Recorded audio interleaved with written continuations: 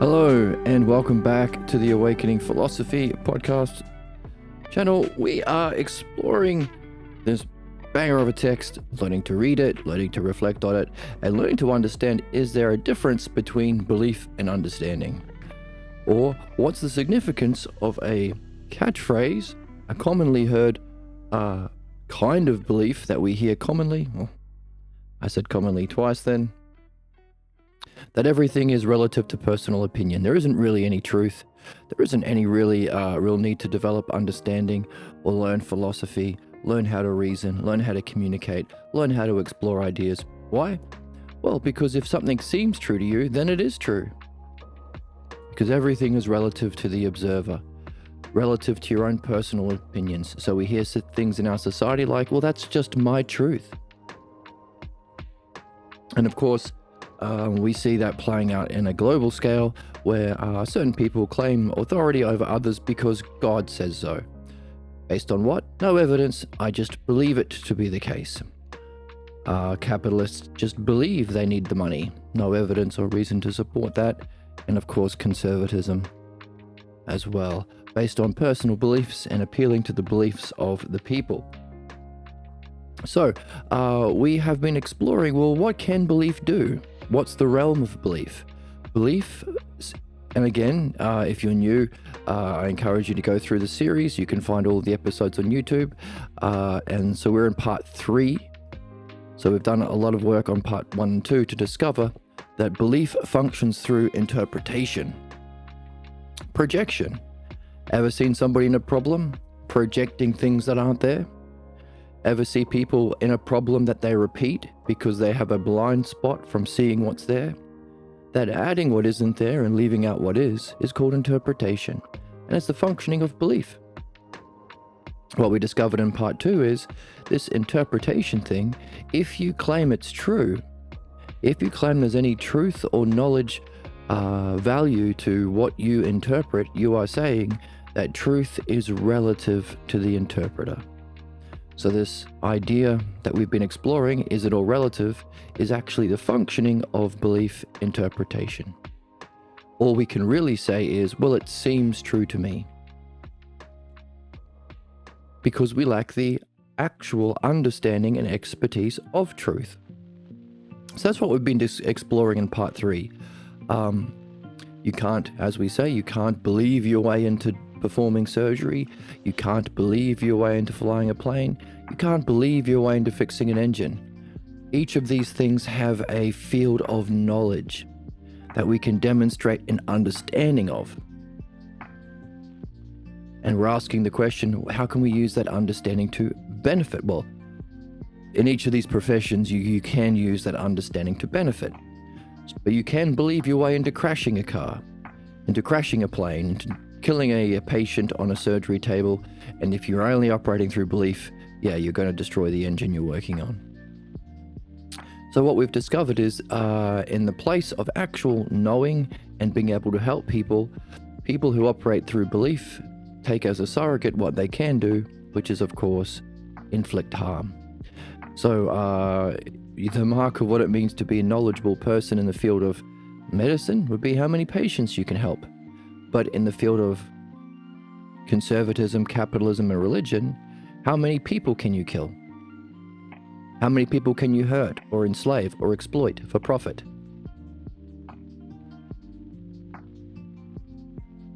So they take as a surrogate for beneficial functioning the ability to do the most harm. So as that is something that they desire because they think it's the mark of knowing, because it is something within the realm of belief. And of course, the more people you kill, then the less objections to your truth claims that your personal beliefs are true. God promised us this land, says the Israelis doing a genocide, and we will kill anyone who disagrees with us, including the Palestinians. So that's where belief ends. Well, we can push the implications of that. The more doctors there are, the more healthy patient people there are, the longer the lives of people. And equally so long as we tolerate belief to be ruling our individual souls and our societal institutions, it will end in extinction. Because even when you've killed, if you're a Catholic killing Protestants, or a MAGA killing immigrants, or a Nazi killing Jews, or a Jews killing Palestinians, or a sexist killing women, whoever it is, there always has to be a sacrificial target. So this is the sadistic nature of humanity. So long as you are tied by belief, there has to be someone that you can demonstrate knowing in terms of belief against. How do you prove you're a big, strong, tough guy? You need someone to kill, hurt, enslave, subjugate. That's why the stupidest, most ignorant people are also the most cruel, because ignorance is defined by attachment to belief. Because there are primarily two kinds of cognitive functions that we can operate through in time: belief or understanding.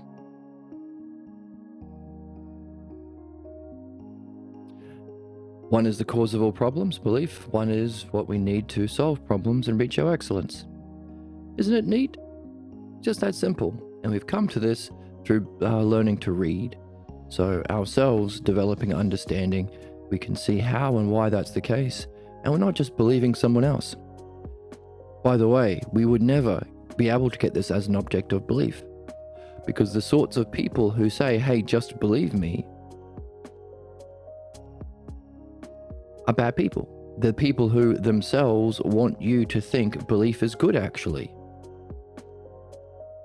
No math teacher will say, hey, just believe me, this is how you solve the equation. They always demonstrate understanding. So you are never going to get belief is the source of all human problems from a believer, or as an object of belief. Because that would be like saying, hey, I sell ice cream, don't buy ice cream. I operate through belief. I'm the one saying believe me, so I require you to value belief as something that can apprehend truth, or as some sort of claim about knowledge. So you can only come to discover the root cause of human problems through your own understanding. Good thing we are reading, and good thing we have this text. So what does belief deal with? What we've been reading is belief deals with shadows. The shadow of learning, physical effects you can imitate. So if you are imitating a surgeon, you might be able to copy the surgery he does, but there are so many other things involved in being a surgeon that you can't imitate. His diagnosis, whether or not he should perform surgery, being able to deal with differences in human bodies, differences in illness, to assign post-op care. And if he's not, whether or not he should do that surgery, but if he doesn't do that surgery, is there someone else he can refer the patient to? You can't imitate any one of those other things. So you are dealing with the realm of what you can see, or the shadow of learning, the effects that you may be able to perceive with your physical senses. And you can only do the same thing. You can't deal with differences. You can only copy the same surgery over and over again. Giving us that expression, when all you can do is hammer, every problem in the world becomes a nail.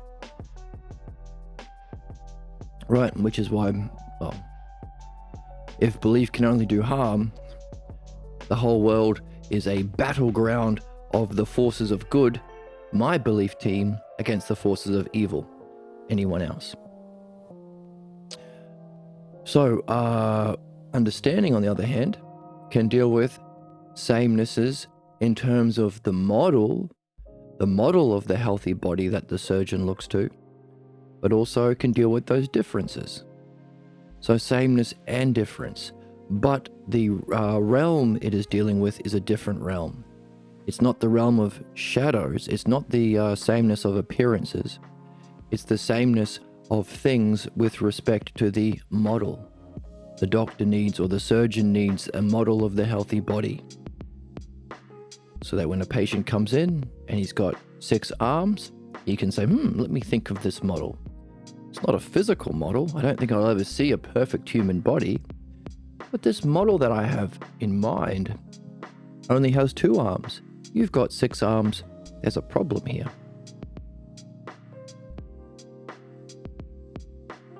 So, they live in 2 different realms, we're discovering. The realm of shadows and the realm of models and principles and truth. Principles because principles have a universal application. You can apply the model of the healthy body universally.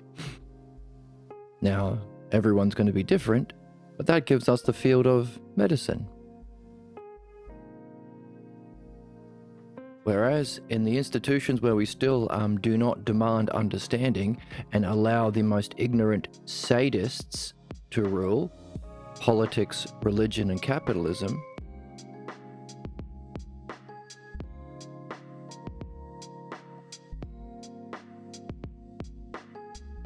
what was the conclusion? The opposite of that.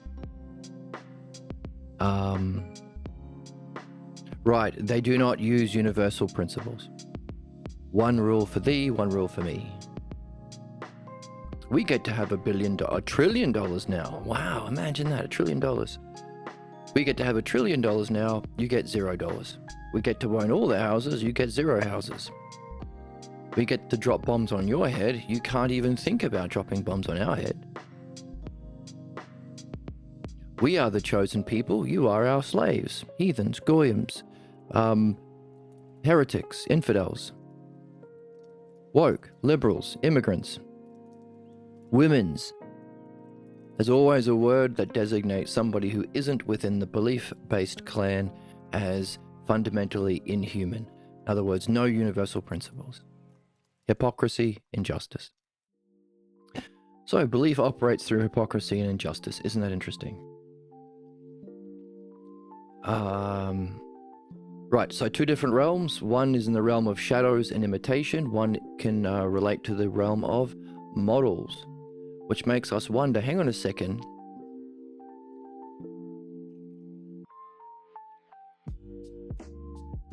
Is there a model of all models? Or we've been talking about surgery and medicine and flying a plane and fixing an engine as analogies for what? Why are we reading this? Because we want to rule our soul. We want to know the ideal self, the ideal mind, the ideal human functioning. That's the sameness we want to relate to and have as our model or paradigm or standard for rulership. Because we ourselves, we want to know what we are.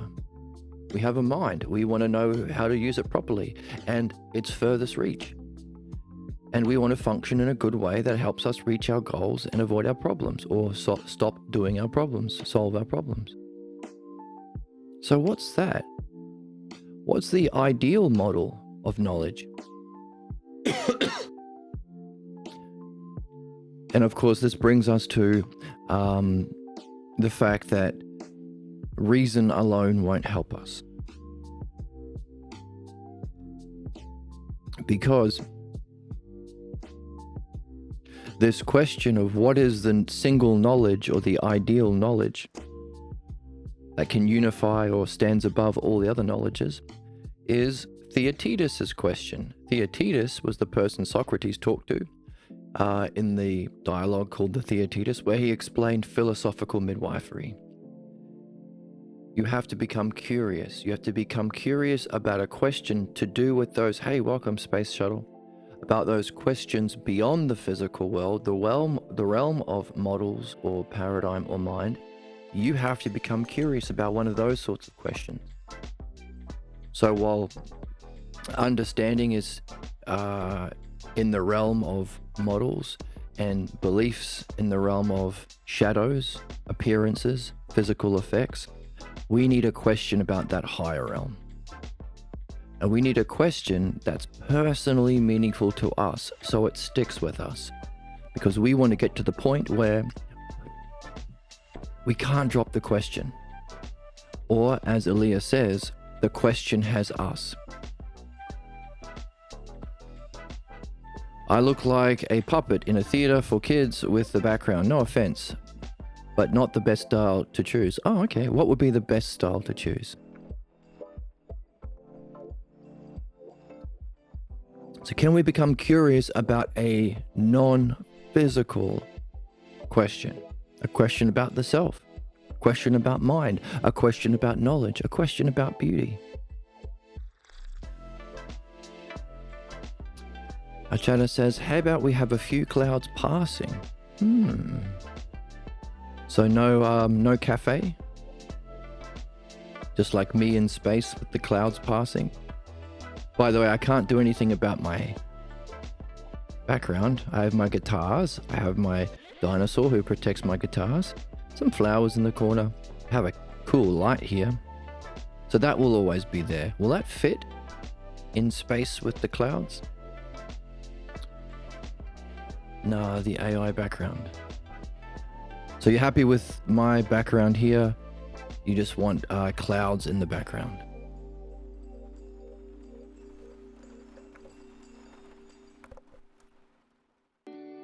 By the way, do you know why we have this cafe here?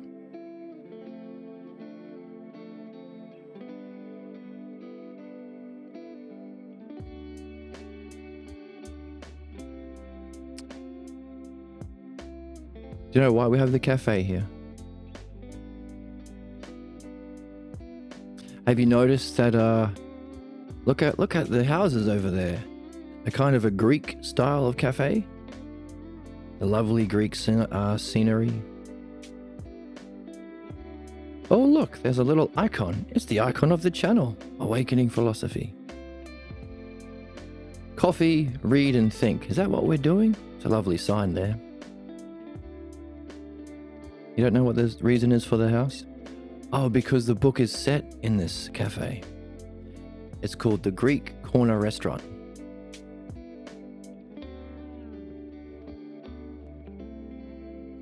That's why we're here. We're in a creek. And then we can go inside. Look. Oh, we go inside the cafe and see, look. We have our friends reading a book at a cafe. We even have a blackboard, which we can write on. Pretty cool, huh? So that's why we're set in a cafe. It's the setting of the book. Now, you might want to ask a question. Any book, why is it set where it's set?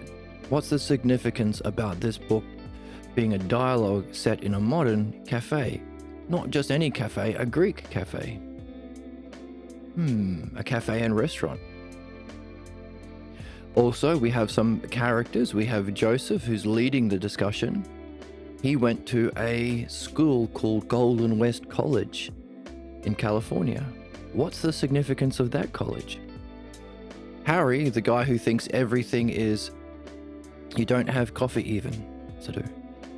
Harry went to a different college called San Francisco, something or other. Harry thinks philosophy is about arguing personal opinions and beliefs. Turns out philosophy is the exact opposite. Why is there only one college that has ever existed in modern times that teaches true philosophy? Could that be why we're reading the book that he wrote? So all of these are questions that you can come to about the book. Now we're looking for a question. Those are good ones that stick. I can't answer them, but I can't get them out of my mind. Socrates calls that becoming impregnated with an idea. That kind of a question. True philosophy, haha, whatever that may be. Well, you're about 30 episodes into this book. That's what we are understanding. We are understanding true philosophy. And we're asking the question, is philosophy all relative to personal beliefs? That's the book that we're reading. Title of the book, is it all relative? Or if philosophy, philos sophia, means love, philos sophia, wisdom, and wisdom is a direct experience of mind, so it's not a physical thing, and our way of reaching that is through understanding, Is the difference between belief and understanding significant? No, it's an entertaining channel for me. Okay, that's fine. So long as you're having fun.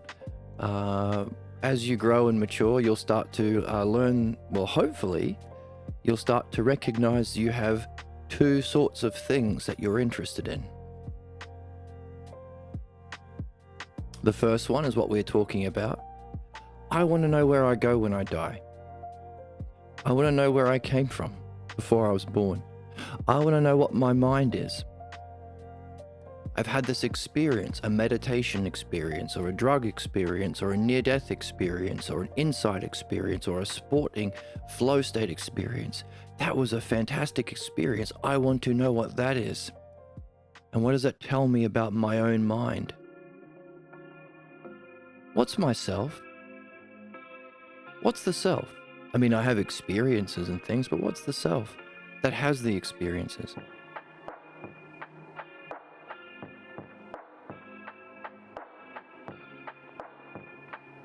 So these are questions about the higher realm of meaning. The second kind of question that you might discover as you, reflect on your own experience as a human being is, I have this problem. I have a problem that I keep feeling sad, or I keep feeling depressed, or I keep sabotaging myself. And what we're discovering is that is the kind of, the other kind of pregnancy. To become curious about the problem that you have that you can't solve. If you think you know the answer to your problem, well, you don't really have a problem, do you? So that's why the two work together. Only when you have a personally meaningful goal can you catch the times when you sabotage yourself. When do you undermine yourself? When do you say, I can't reach my goal? I can't know the self. I can't know my mind. I can't know what enlightenment is. I can't know the meaning of life. Any of those things will stop you from answering that question. Our job also is to become curious about that. So as we're discovering the difference between belief and understanding, we are seeing that understanding requires not just reason alone. That would just be truth. It's truth and humanness. There has to be a motivation for you to reason. Ever talked to a believer, a racist, a Nazi, a religious, a Mormon, a Jew, a Protestant? Have they ever changed their mind with reason alone? Never. Doesn't happen. Doesn't happen. And we saw that in the book. The quote was, reason alone will not change a believer's mind so long as they still think they need that belief. In other words, you can't, and also you can't believe your way out of belief as well. So we need to give birth to a question about our problems that block us, or our highest goals, or become impregnated with that question. So isn't that interesting? When someone starts talking about truth, I start running as fast as I can. Okay, so that's why you need a meaningful question. If your question is, so give me something meaningful. I need to get to work. It sounds like I don't think you're at work yet. I think you're at school. I need to catch the bus for school, but I don't know where my backpack is. Do you want to know the truth about where your backpack is? Or do you want your brothers and sisters to tell you fake stories? Oh, your backpack is on Mars. What if there's 2 minutes before the bus? This is the significance about finding a question that's meaningful to you. Otherwise, you'll just run away from truth. But if you need to catch the bus, I don't give a fuck about stupid beliefs and opinions. I want to know the truth. See? No, answer Do you see my question? What I'm asking you? Do you agree that if you need to catch the bus, do you care about the truth then? About where your backpack is? If somebody says, your car, oh, you probably don't have a car yet. Your push bike belongs to me. And you say, hang on a second, that's my push bike. And he said, well, I don't care. That's my personal belief that it's my push bike. Would you say, no, we need to care about the truth, because the truth is it's my push bike. You can't take it. I would never agree with someone who claims he's holding the truth. No, but wouldn't you claim to know the truth about whether or not it's your push bike when a thief comes to take it? Right? And when you're running to catch the bus, would you never agree with your mum who says, your backpack is in the car? No, I have no use of that truth concept. Okay, so if you imagine yourself running to catch the bus, right? Can you imagine? Can you use your imagination? The bus is 2 minutes away, and you don't have your backpack for school. And you say to your mother, Mum, where's my backpack? Do you care about the truth? Or do you want her to lie to you? If she said, oh, your backpack is outside in the dog's kennel, and she was tricking you, and you go out to find your backpack and it's not there, and now the bus is here. Now you have to go to school with no backpack. Do you care about the truth then?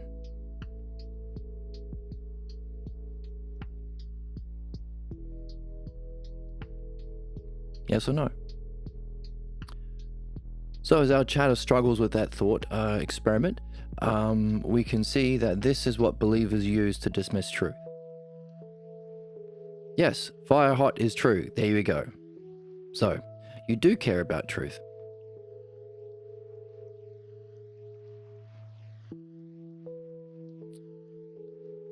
So your earlier statement that you don't care about truth in any situation is false or true? Are you open to changing your mind?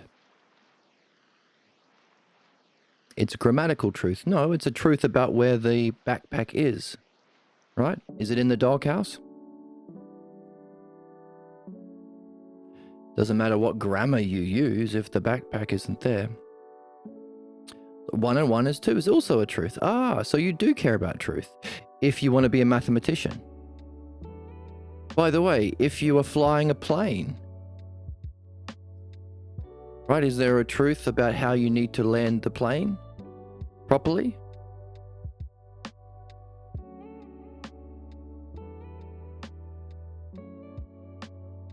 By the way, when you take your car to a mechanic, is there a truth about whether or not the oil goes in the oil tank? Or whether the oil goes in the windscreen wiper tank?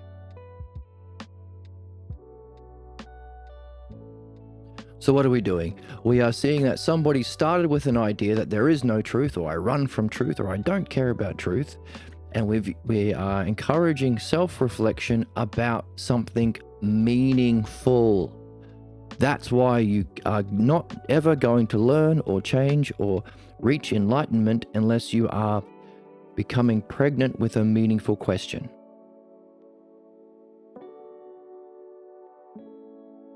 No, my question to you was about mechanics and pilots. You don't get to skip ahead. That's not reasoning. You can't skip ahead to the conclusion. Because if you skip ahead to the conclusion, all you will be doing is using the conclusion you already have. That's belief. You can't learn anything. You can't change your mind. Jesus is king. Well, based on what? The Bible. Hang on a second. Let me ask you this. No, I'm not going to answer any questions because I already know the truth. No, my question was specifically about flying a plane. Is there a truth to how to fly and land a plane? And is there a truth about how to fix a engine?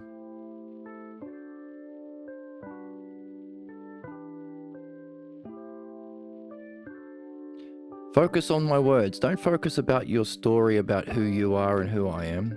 That's irrelevant. We're talking about understanding. Is there a truth? So, it's as we are seeing, this isn't going to work for our chatter.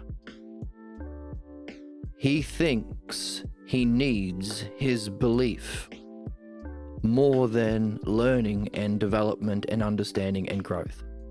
That's the human problem.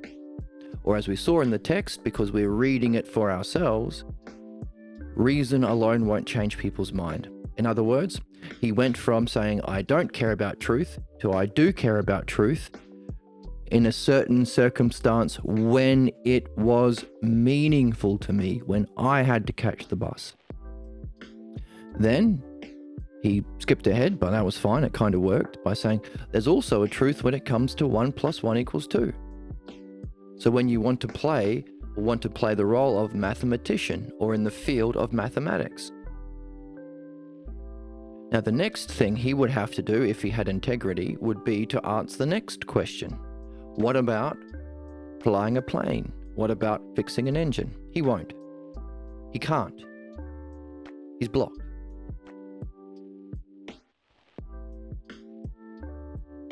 What's the nature of the block? He jumps ahead to where he thinks the conversation will end, and he doesn't like where it ends. Because if truth is important, valuable, meaningful, then his beliefs that he has been carrying and he's identifying with, he will have to change. And that requires courage. Not everyone has courage. It can be learnt. It's practiced. So all we were doing was introducing questions that have meaning. For him, not meaningful. I can just tell stories and fuck around like a child, and who cares? Oh, but it does matter when I need to catch the bus. It does matter when I want to be a mathematician. It does matter when I need to get my car fixed. It does matter when I go to the doctor. And the next step is from those physical examples to politics. It doesn't matter if you vote for Donald Trump or if you vote for Adolf Hitler. Doesn't matter, doesn't affect my life. It doesn't matter if we allow religions to exist. It's not like Donald Trump is going to exploit the religious believers to get them to do his genocides or fight to kill brown people or kill Americans who want freedom or want equality. There's no problem with Elon Musk becoming a trillionaire. He believes he deserves all of the things in the world. So these are examples where you don't see it immediately. So it requires imagination. In the example with our friend in chat, catching the bus, he immediately needs his backpack. He immediately needs to see a doctor when he breaks his arm. He immediately sees the value of truth. But there's 2 steps involved in religion and politics and capitalism. Hey, everyone's entitled to their own belief. That doesn't harm anyone. I don't physically see Donald Trump punching someone to death. Oh, but then the Epstein files. Oh, but then genocide. Oh, but then war. Oh, but then crashing the economy. Oh, but then creating a Nazi ICE movement. Oh, but then concentration camps. So it's 1 step removed. Same thing for religion. I don't physically see this religion person shooting someone. Oh, but then Donald Trump starts a war. And they do shoot people. Oh, but then the religious people insist that their false beliefs become law. Oh, but then the religious person teaches their child that they are less than a man because the Bible says that women are to be seen and not heard, or some bullshit. Or they tell their children that, if you ever question authority, then you'll go to hell. So it might take a bit of time. And of course, the next step up is both together. Meaning, personally meaningful question that extends beyond the time of our lifetime.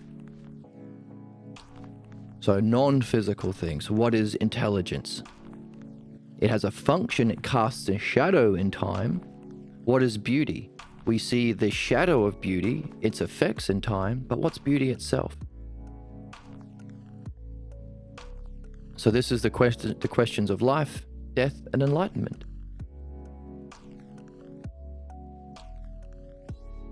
And our question is, hey, is it all just make-believe stories that people can use to exploit you, belief, or are these things actually understandable and knowable? Even though it has to be meaningful, and even though it may take time to develop. So those are the two realms. One is in the realm of shadow and ignorance, belief, operating through imitating. So as our chatter is repeating catchphrases, he had to have learnt them somewhere. Never in a math class will you learn to say, truth isn't important. Never when you're learning to be a mechanic will you say, truth isn't important. Never when you're learning to be a pilot will you ever learn to say, truth isn't important. You can't learn these things through reason and understanding. You can only learn them through copying someone who appeared to be knowing. That's belief. And usually it's a parental figure when you're too young to know better.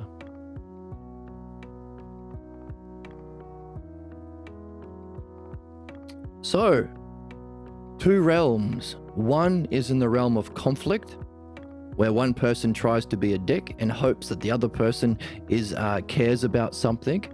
So for example, our chatter today could only play his role of insulting everything that I'm doing if I was doing something meaningful.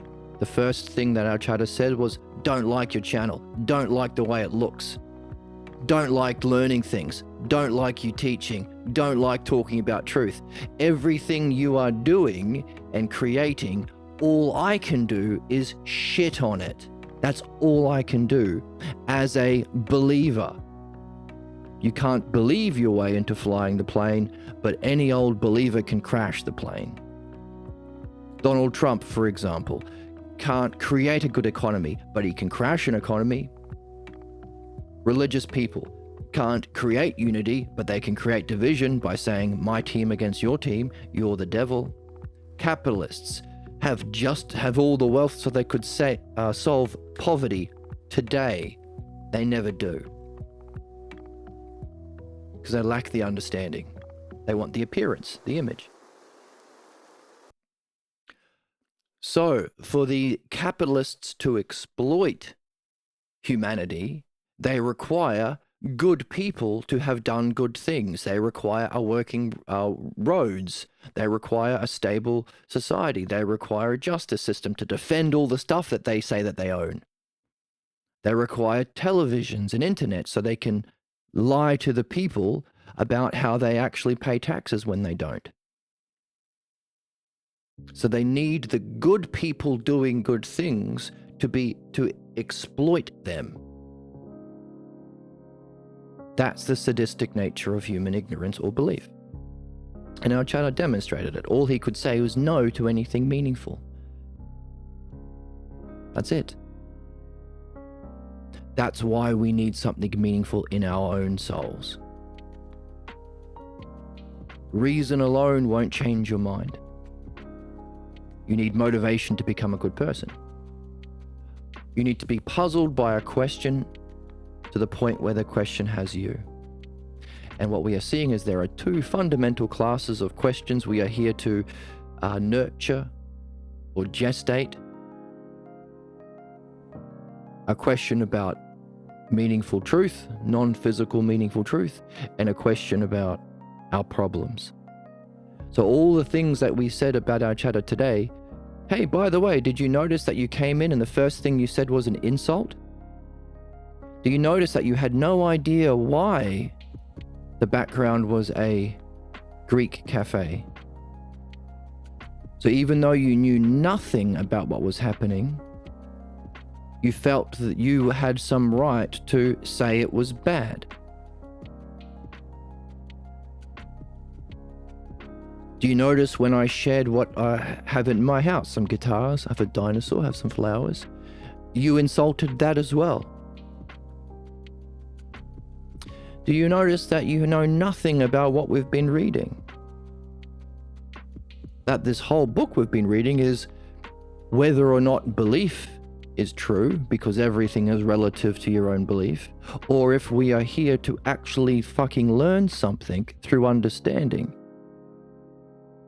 In other words, should we allow our souls to be ignorant foot soldiers, doing what Daddy Trump says, or Daddy Pope says, or Daddy Netanyahu says, or Daddy Musk says, and march blindly into human extinction because that's where it ends?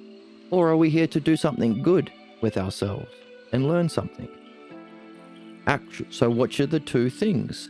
Belief? Can belief apprehend truth, or is it understanding? And your reaction was, without any understanding, to shit on the very idea. Oh, I don't like truth. None of these things is to insult you yourself. These questions, hopefully, should make you curious about your state of being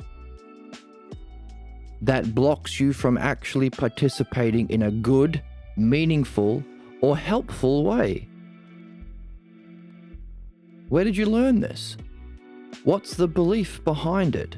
What's the belief that says you can just go ahead and insult people and that makes you a big, tough, strong guy? Why is that your idea of knowing? Why is that how you want to present yourself? How's that worked for you in the past? Does it sound like someone? Does someone in your family do that? Have you ever done something meaningful? Have you ever created a Lego Star Wars spaceship? And the first thing your mum or your dad said was, that sucks. You shouldn't do Lego Star Wars, you should do Lego Batman. You stink. Do any of those questions grab you?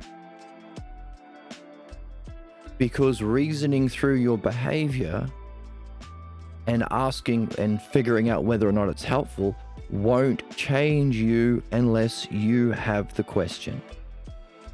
So we are discovering something about what it means to be human.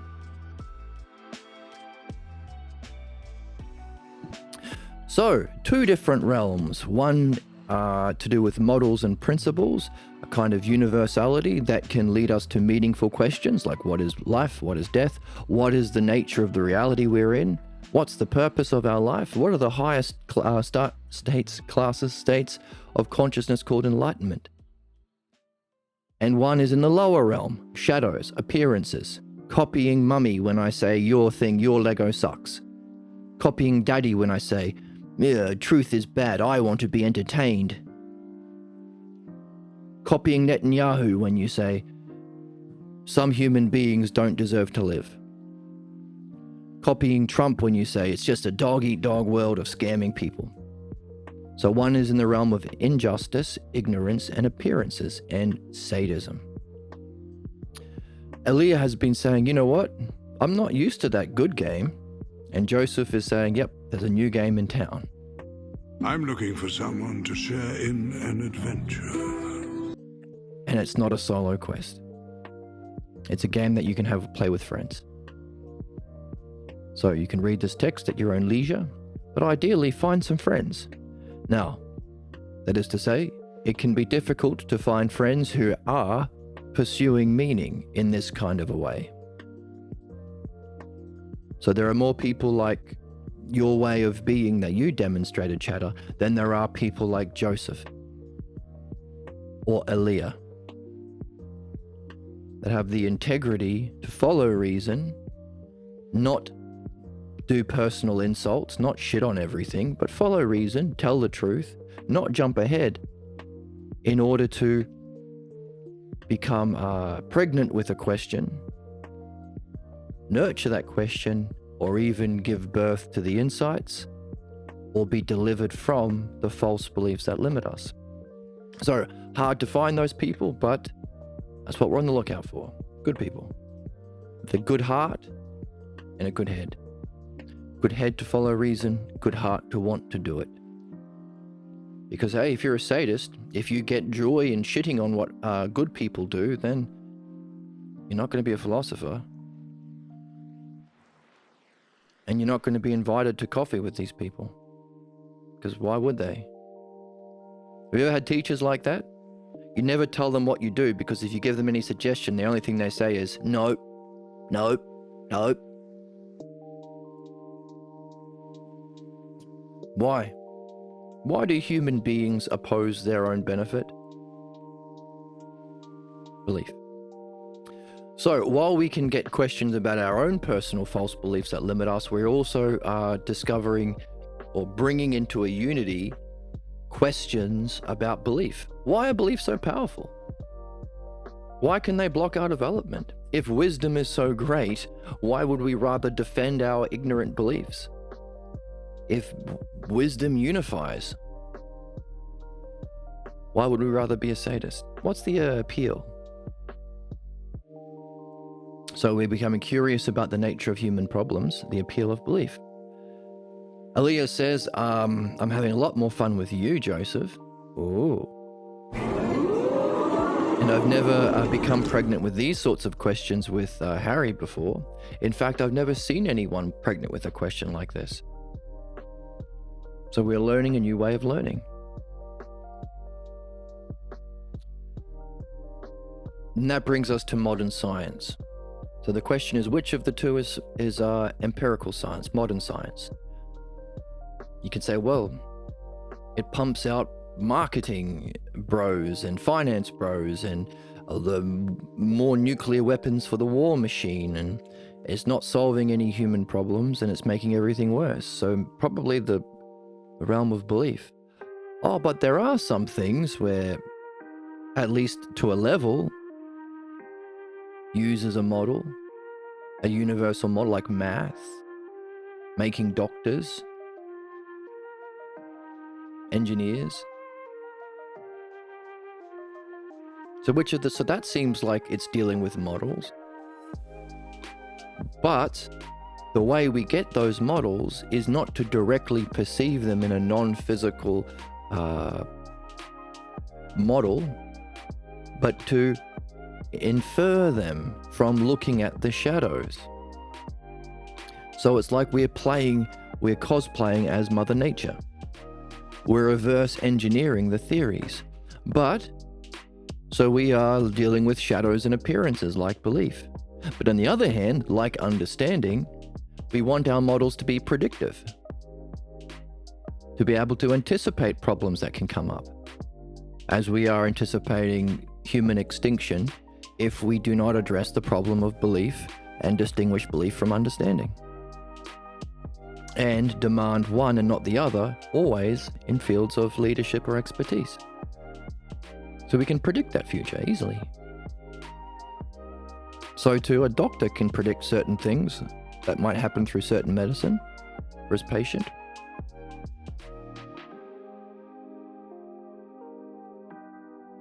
But like belief, we don't understand whether or not we should be pumping out AI or pumping out nuclear weapons or doing marketing or pumping out finance bros from our colleges.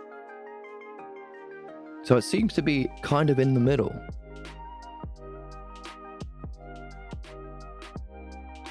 That brings us to where we are in the text.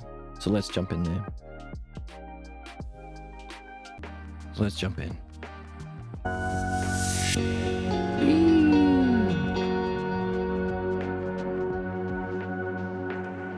We are in the cafe, much to that chatter's dismay.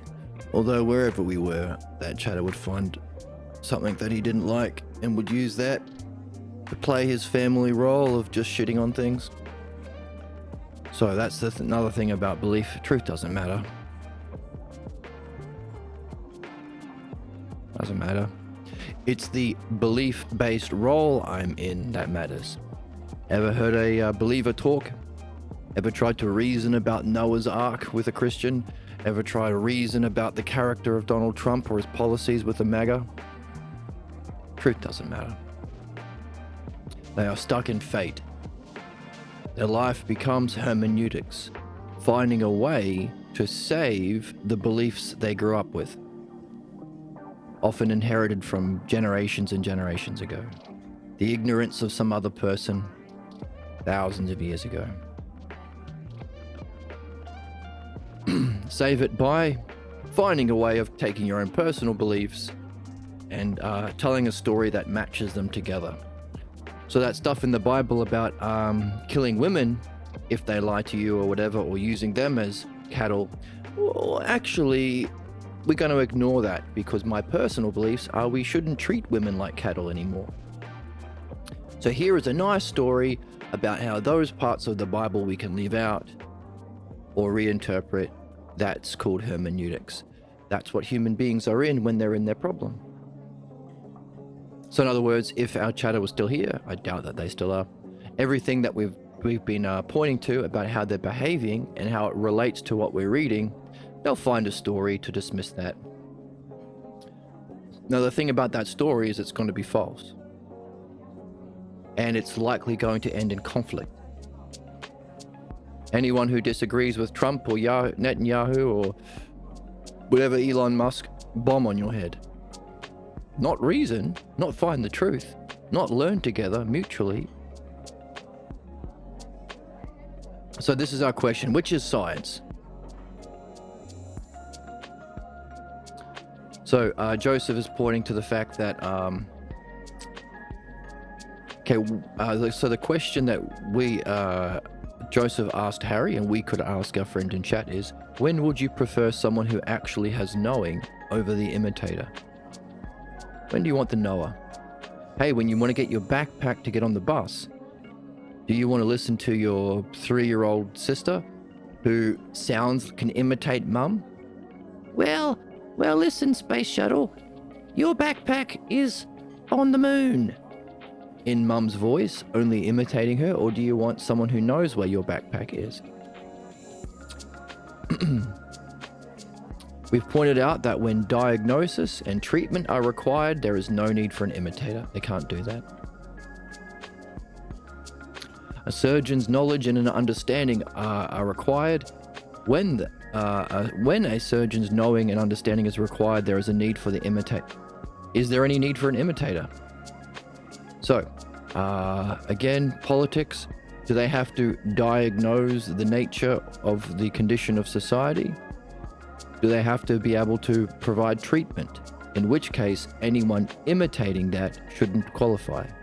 The spiritual person, does every spiritual authority, should they be able to diagnose the level of soul your soul is developed, the level of development your soul is at, and what might be blocking you, as we are hopefully helping Space Shuttle to recognize about his own block, and provide treatment, as we are hopefully helping him to do by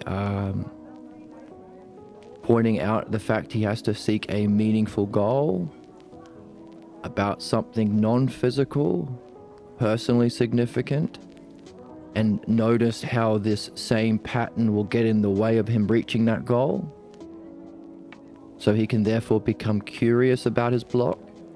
Also, he has to be reading a book like this, the books that we read here, because the questions we've been developing about belief, he needs to wonder about and bring together a question, well, why are beliefs so important to me? Why do they have me? Why would I fight against my own interest? What's going on here? Why are beliefs so powerful? So therefore, a kind of diagnosis of the problem and the treatment that would be required,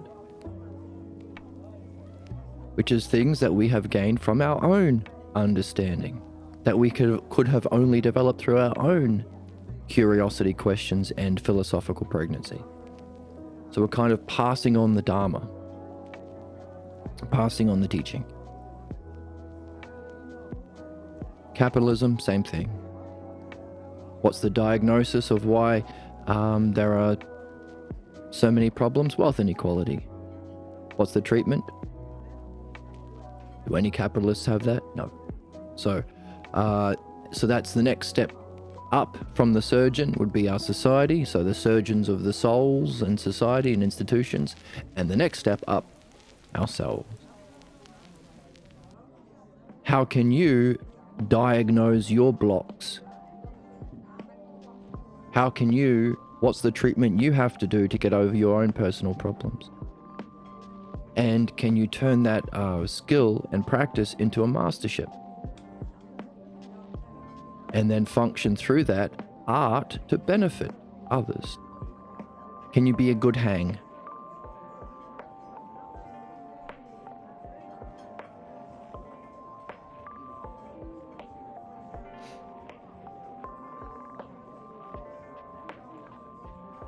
So Joseph demonstrates this.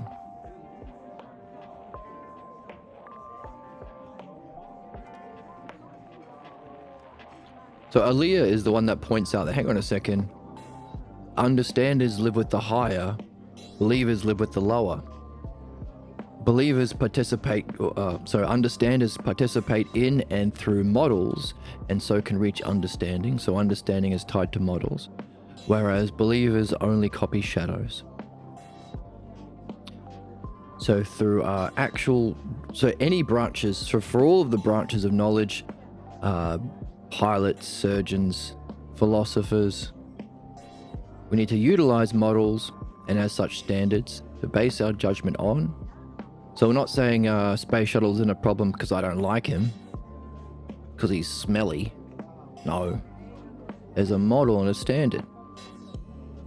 The standard is quite easy. It's the dialectic. How well can you listen to and follow questions about the topic?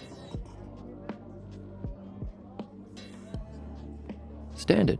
The human standard of excellence.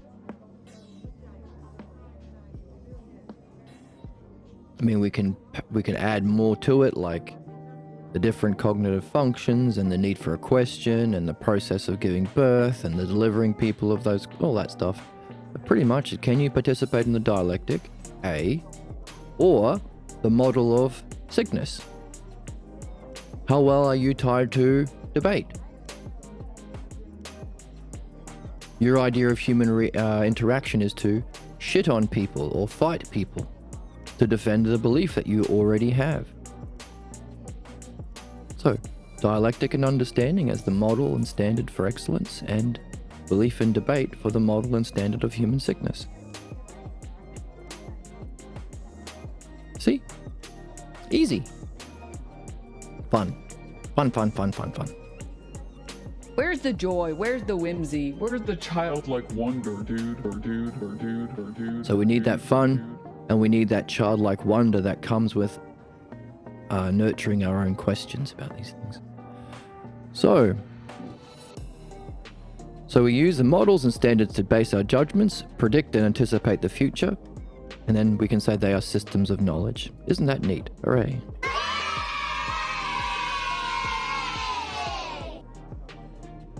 So we set out what was required.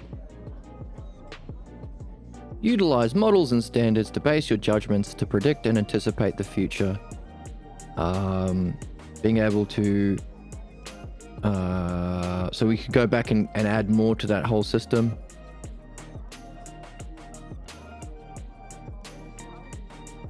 To appreciate the differences within the model. Doesn't matter if your heart is a different size than the standard. Maybe it doesn't, maybe it does. Differences between patients. So the differences within the model in its parts, and the differences from the model. The significance of any deviation from the model, yes. Right, so combining both sameness and differences. And Aliyah says, yes, we have set out what was required. about what is involved in actual systems of knowledge, and it was fun. So, whenever we need those things, diagnosis, whenever we need treatment, whenever we need to predict and anticipate the future, we would not want the imitator. And of course, as we're recognizing, there are two kinds of things we have to deal with: understanding and truth, and belief. We have to anticipate the counterattack. Just as it was no surprise that the chatter we get, the sorts of chatters that I would get in this stream, would just be trying to shit on everything good, everything in the complete stupidest way possible. I don't like truth. We're in philosophy channel. That's what we do. Seek truth. And understand how we do that as humans. Truth and humanness. So we can anticipate the counterattack. Harry jumps in and says, "You got your conclusion. You suck. But you didn't do it on your own, so you didn't defeat me." Notice our chatter was talking about fighting me. You try and teach me, and I'll try and teach you, and we can fight about it. So, conflict, debate. Now, Joseph is demonstrating that, giving birth to a question about his specific problem. Oh yeah, maybe I am too enthusiastic in pursuing a point. And I ignore that humanness of the dialogue.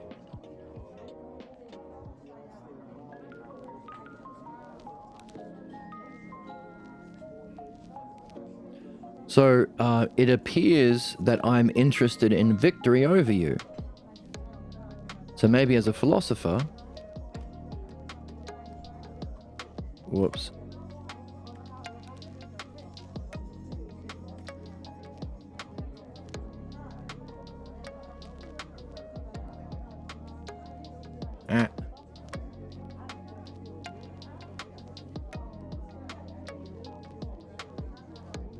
Hold. I now have my highlight button working. It may appear within your false beliefs that I am trying to win a victory over you, but actually it's just my enthusiasm in pursuing a point, and I might therefore ignore that human dimension of the dialogue. Human dimension, human beings reframe truth within their belief systems. And all belief systems have some built-in self-defense mechanism, keeping that belief alive. That self-defense mechanism has to be in opposition to truth and understanding. So as you share truth and understanding with human beings, they will reinterpret it in a way that will vilify truth and understanding. It's not that you are helping me think and reach truth. It's that you are trying to win against me, or trying to be like my dad who would always embarrass me, or be like my preacher who would always scold me, or be like my imam who would always threaten that I would go to hell. So reframe it within the context that you are familiar with. So, and as a result, I maybe proceeded too logically and moved faster than necessary. Maybe I'm too argumentative. Well, I wouldn't call it argumentative, but maybe I'm a little too argumentative and it makes me look like I'm out to score a victory. I do hope I get an insight into why I do that. So, becoming pregnant with a question about his problem. Bringing us to where we are. Where does silence live? It seems to be in the middle, doesn't it?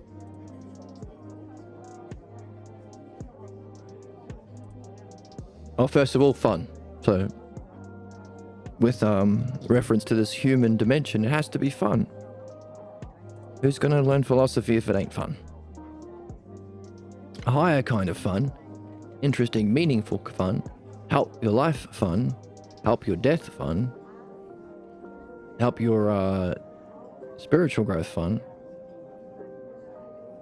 I found it fun, says Aaliyah, more fun than I've had in quite a while. Harry says, what's that supposed to mean? Notice, not, oh, that's interesting. How can I learn from that? It's always attack. That's different than what I do. You're bad. I'm going to start a fight with you. That's belief.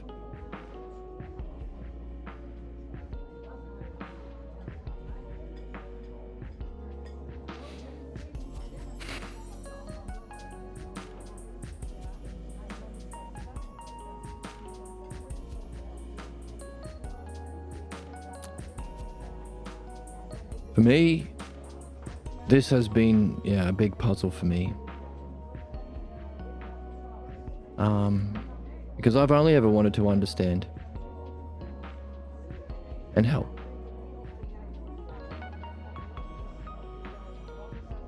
The difficulty with that is, even when talking with philosophers, if you are lucky enough to come across a philosopher, as I was lucky enough to come across,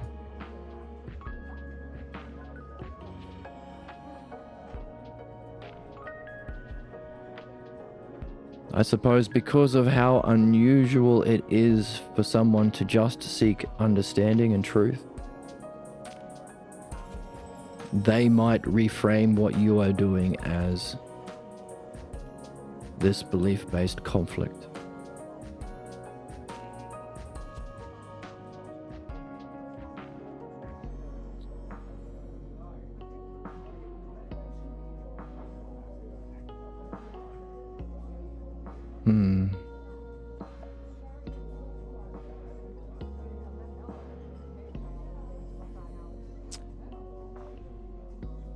I remember times when I've been trying to talk to when I found some philosophers, fortunately, was hoping to share a love of understanding, and when they got confused by that honesty, that openness, that desire, they would sometimes reinterpret it as, Harry is doing here. You're just trying to fight, or you're just trying to win. No, it's never been about that. Why would I give two shits about winning? Who cares? Like, isn't it puzzling? Like, we know human beings die. You dream, don't you? You leave this physical, everyday world and your story of your life every time you dream. I mean, it'd be nice if we could spend this world rationally and take care of each other and not seek to fight each other to have all the resources so we can play this game that we are doing here well. But other than, organizing our material conditions so we can learn, what's more important than learning about something beyond this lifetime? You're trying to win. I want to make sure you lose. I'm an alpha male. Only when I block you from your goals do I feel successful.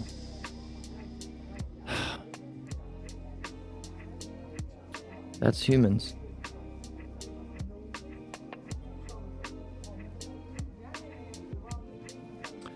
But there we go. We have to be aware of that, and I suppose do our best to make clear we're not interested in winning. We're not interested in debate. We're not interested in fighting.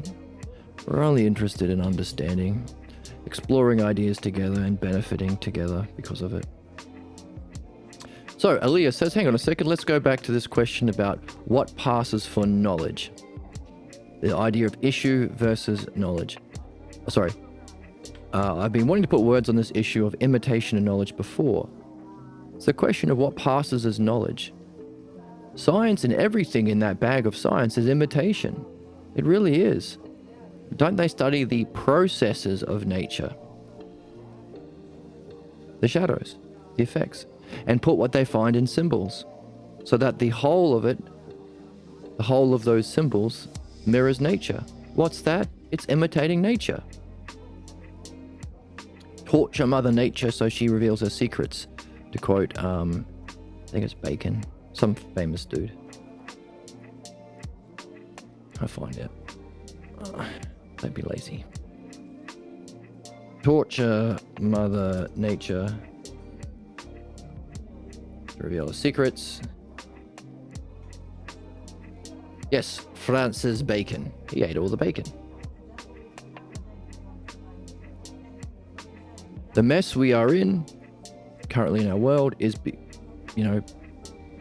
constantly killing people, torturing people, enslaving people, genociding people, imprisoning people, destroying our water, our air, dumping food into the ocean instead of feeding people because it makes squiggly line on computer screen go up for the trillionaires now. All of that is why we're in the mess we're in, because we call that knowledge. Notice, this idea of knowledge has no knowledge of the ideal or what's good for humanity or our goal or the meaning of life, any of those sorts of things. So there isn't any knowledge in science, it's all imitation. Joseph says, hang on a second, it's not the same as imitation as we've been seeing it with belief. They don't merely model nature and imitate it like a believer who models their parents and imitates them. They adapt it and alter it, so there is some variation and change. They try their best to anticipate the very changes they introduce. Are they not trying to understand what they model? So a believer may never reflect on the model of their parents that they have been imitating. Space shuttle might go through his whole life, never changing his way of being. And then, if he has kids, pass it on to his kids the way his parents passed it on to him, and his grandparents to his parents, and his great-grandparents to his grandparents, all the way back to the cave. Whereas in science, they try and understand the model, or what they're modeling, and they change it. So there's some difference.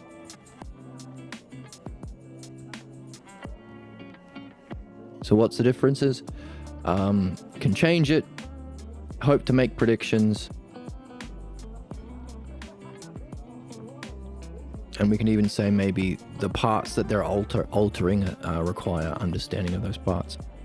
Leah says, let's bring the characters back. Leah says, well, maybe that's understanding for you, but not for me. They either can't anticipate the effects of what they change, or they don't give a damn.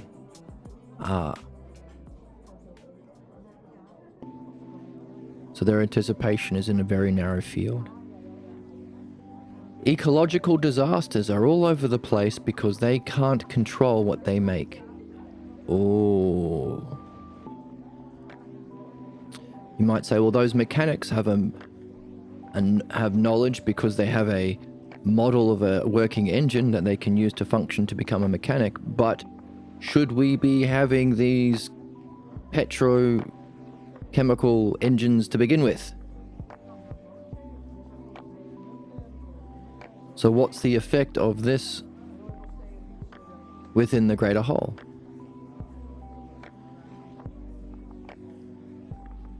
And I don't like thinking that knowledge is something that's out of our control. If that's what it is, then we ought to go for wisdom and use science when there is a need to twist something for a good purpose, and only when that purpose is good. So wisdom is about the good. So maybe that will help us with the question we have been carrying from Theaetetus. The question that Socrates talks about that made Theaetetus pregnant. Where is he? How far back is it? Here we go.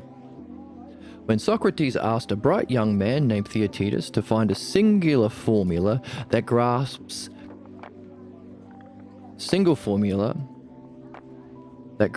the many kinds of knowledge into one, he described the state of mind that question put him in. I set myself to study that problem when I heard reports of the kinds of questions you ask. But I cannot persuade myself that I can give any satisfactory solution, or that anyone has ever stated in my hearing the sort of answer you require. And yet I cannot get the question out of my mind. Socrates calls that state of mind being philosophically pregnant. So there's many knowledges into a single knowledge. Now, hopefully, because we are motivated to read this book and understand this book, we are carrying that question as well. To carry a question is to be on a quest.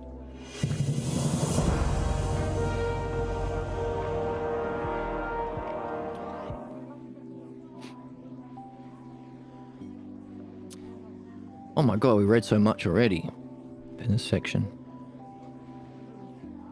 Good game. Good game.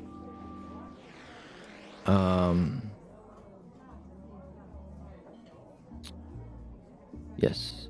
Yes. So, without so we might know the good of an engine, but do we know the good of the planet, or the good of the soul, or the good of the universe? You might be an engineer who knows the model of how to make a nuclear weapon, but should we be digging this dangerous material out of the earth?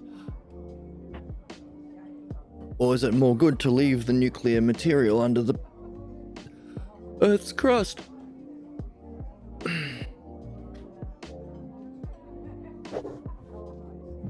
So, a higher kind of knowledge that we call wisdom, which we have been calling non-physical, and we can do that because, and now I'm outside. You're a little bitch ass baby. Oh my goodness, just because I'm outside. Oh my goodness.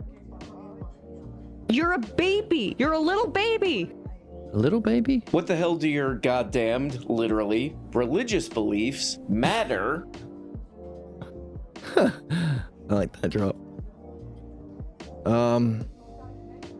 Right, so wisdom is across the green line. So this physical world of perception and appearance, the world of becoming that we get our beliefs from, is also the realm that scientific understanding is from. You look at the physical world perceptions and we infer some sort of model without knowing wisdom. So wisdom is the non-physical actual model, so we're kind of pretending to know the model without looking to the model, which is kind of like belief. So we could call it a kind of scientific belief, because belief, you create the model in the physical world yourself. I believe mummy or daddy is beauty and love and knowing. And then when a priest similar enough, or a Hitler is similar enough, or a dictator or a religious official is similar enough, then I'll believe them too. And I won't know why. I'll say it's common sense.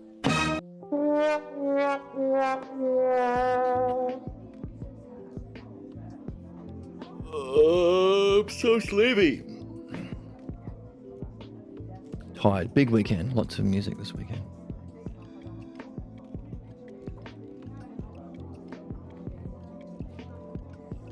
So, wisdom, which is of course the realm of mind or being or intellect or being, where we can find the actual model or the truth of the model. So our friend who says, I don't like truth,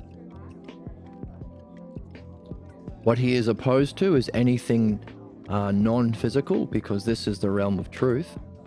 So the benefit of walking him through the dialectic that he was able to take one step in before crashing out would be to say, hang on a second, if you do care about truth, maybe you can be open to the truth of being, or the truth of reality, or the truth of mind. And of course, to know the truth of reality would be to know its goodness. And that's what Elia is pointing to. Without wisdom, which is the truth of mind, you won't know what is good or beneficial. And you won't know the oneness or unity of reality that we have to be working in alignment with. You will blow up the fucking planet, you idiots, with your nuclear weapons. And your marketing, and your capitalism, and your religion, and your fucking conservatism, and your death camps. No unity. You put people in prisons. Death camps. And of course, if there's a difference between human ignorance, beliefs, and while there's a kind of imitation of actual understanding in science, in that they infer a model. They don't actually reach the model. So before we mess around with the physical parts, why don't we first address wisdom to know the truth of reality, what's its goodness and its unity, or the model? Before you start tinkering in somebody's spleen, maybe you want to know the model of the truth and benefit and unity of the human body, or the spleen area. Says Aaliyah.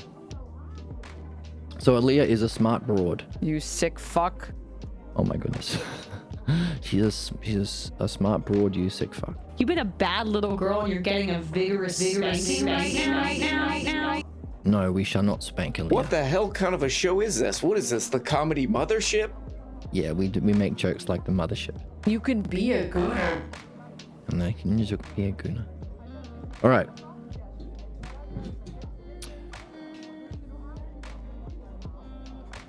So only when you know the good, through wisdom, can you start tinkering with the parts, twisting and turn something.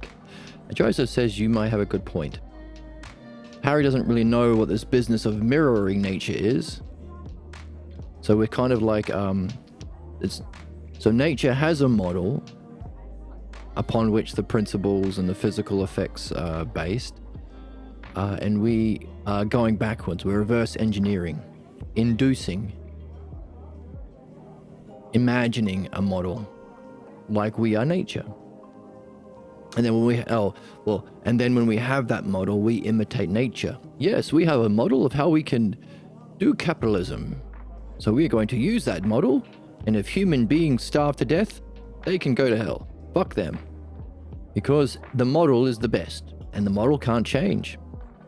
Extreme wealth inequality. Oh, some people have to steal to get food. Well, you're breaking the model. In my model, everyone wins. You're just too lazy. So, and therefore kill the people who want wealth equality or universal food, universal housing, universal medical care, universal income, all of the things that if we are to survive, we must demand we have. Because universal is the realm of models. Instead of that, they play Mother Nature. Aaliyah says bring Aaliyah back up. Harry says, I don't follow this business of mirroring nature. Aaliyah says, in the study of chemistry or physics, for example, what they do is control the simulation so that they can isolate what they want to study. And then they can represent their findings in some mathematical model. In that way, you can look at each part of something and see how it relates to the whole. When you can make predictions using that model, then it's adequate. So you're trying to infer the model by looking at the parts, by isolating the parts and guessing how it fits to the whole. You can then vary this or that and see if it fits expectations based on that model that you made up. It's kind of nuts and bolts approach to nature, says Aaliyah. They try to figure out the way something is put together. It's like Tinker Toys or Lego pieces, because Lego is in the news as the latest viral demonstration of the sickness and injustice of capitalism and this imitation model. Some corporation is stealing some old man's valuable Lego. So we can talk about nuts and bolts or bits and nips or whatever the store is. It's got a weird name.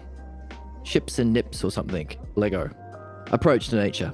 They try to figure out the way something is put together like Tinker Toys. Lego. The plans are actually the model you create.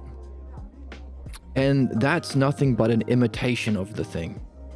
It even looks like the thing. But in chemistry and physics, they imitate processes you don't actually see.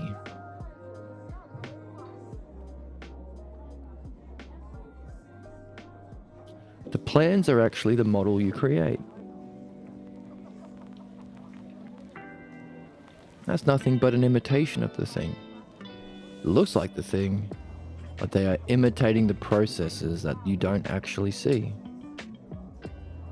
Right, okay, so the processes that exist within actual nature, they imitate without seeing the causal elements. See, it works the same way. Imitating processes or shadows. Like the surgeon imitating the process of the surgery. Without knowing all of the stuff the surgeon knows in his mind as to whether or not he should perform surgery, problems, what has to be adjusted. So all the stuff that nature or the universe does isn't touched by the scientist who's imitating nature. Oh, we can imitate nature and make a nuclear explosion. But should we? Should we be making nuclear explosions? I don't know. Does an imitator of the surgeon know whether they should do surgery? No, they just always do surgery. Boob jobs for everyone. Which is kind of funny because one of the so this is what we should be learning. But to distract us from this, what we should be learning to distinguish imitation and belief from understanding and expertise. The believers try and distract us with cultural shit. And so one of the things they say is, trans for everyone, says the MAGA fascist Nazis.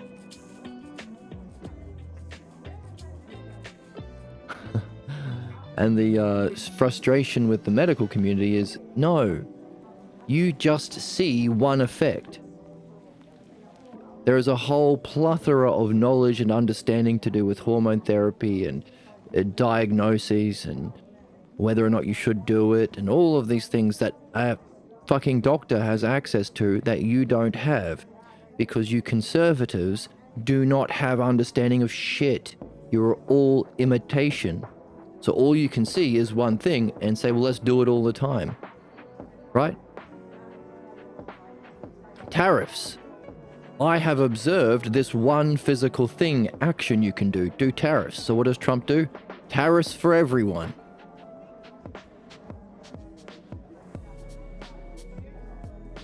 I observed this one thing when I was growing up, real estate. So let's genocide and bomb Palestine and put real estate everywhere. Real estate for everyone. What are doctors doing? We don't know. We're believers. Trans for everyone. They don't understand. But they want to pretend to understand so they can exploit that for power and wealth and physical pleasure. That's the nature of human ignorance. Isn't this book good? I think it's good. Now we're getting into extreme Jordan Peterson levels of whimsy. Jordan Peterson levels of whimsy. Right? If you don't know, now you know. Now you know. Right, Emma? Do a poggers. I just want more testosterone to human body ratio, And I'll finally be satisfied. You'll finally be satisfied. Goon. I'm just asking for some gooner men. Queen of gooning. Oh my goodness. What nonsense. Jordan Peterson levels of whimsy. Okay, I'm gonna turn my light down a bit. I think it's a bit bright. So, let's keep going. Harry says, right, so scientists imitate nature without knowing a fucking huge amount of knowledge that nature itself has, which it would use to decide whether a nuclear explosion should happen and all the stuff that it uses. So we say, oh, this one thing, here's one thing nature can do. It can put these atoms together to make an explosion. Explosions for everyone!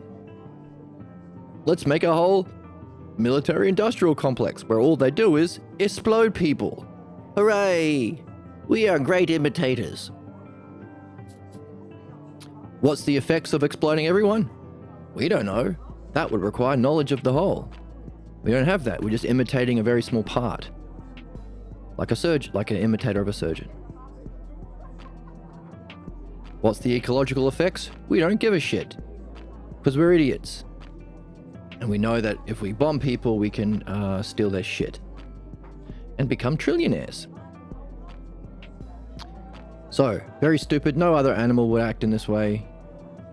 No other animal that we know of would act in this way.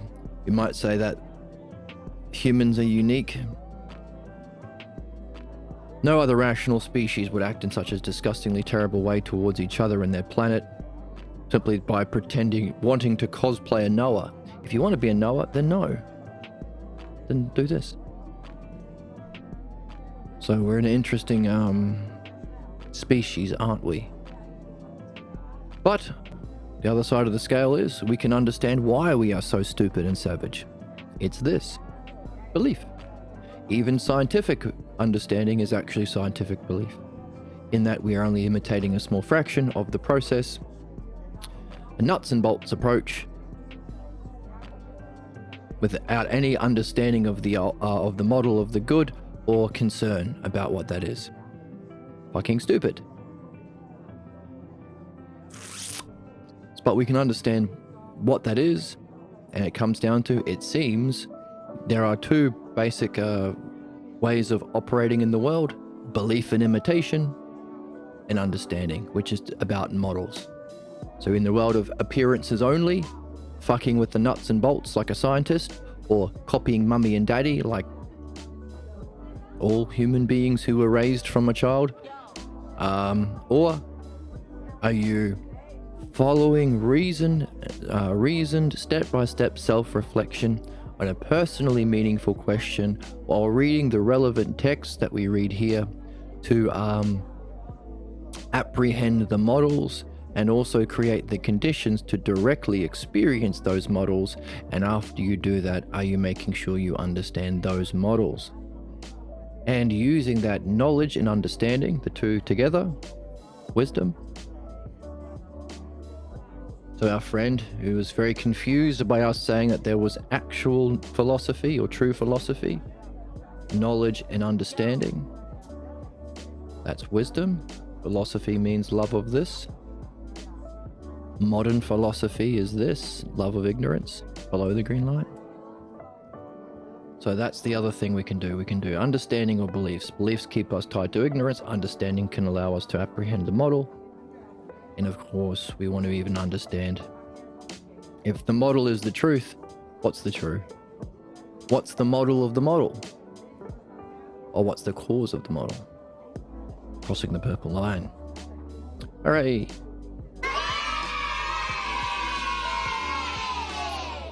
The difficulty? Well, human beings fight back. We're bound to our ignorance.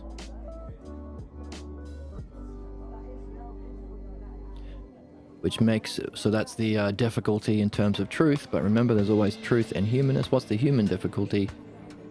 Well, if everyone who is raised in a family of some kind, which is everyone who's ever lived, has these false beliefs that may be our purpose,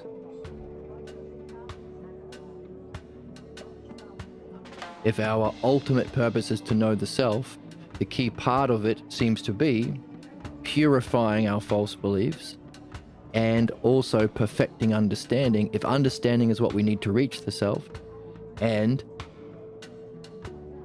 we need to use understanding to purify our beliefs also, we could say it's our ultimate purpose for existence. While belief keeps us chained in, as we saw today with our chatter, chained into the same imitation and script he's in, fate.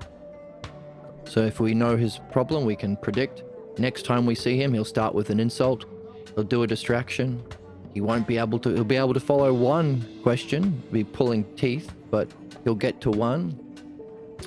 He won't want to follow the next question, he'll want to lead, he'll demand, "You're not a teacher, we are together, we're the same, you don't know better, I want to ask the next question." And then he'll jump to the conclusion, and that conclusion will support his beliefs, and then he'll just fuck off. So that's his problem. We could anticipate it next time, because it's a script. That's fate.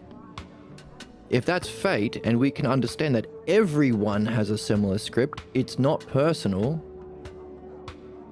There is a model for our own personal script that we populate with our own personal beliefs, pathologos.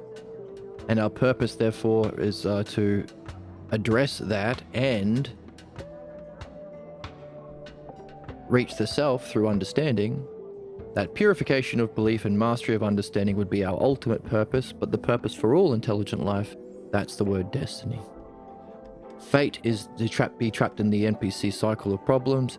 Destiny is the ultimate purpose and highest meaningful goal of all intelligent beings. The purification of beliefs and the mastery of understanding to go through the model of knowledge to know the self. That's the only way you should use the word destiny.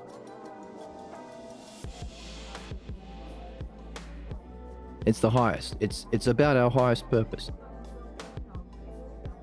No one else is allowed to use it in any other way. Especially not the most ignorant and sick people.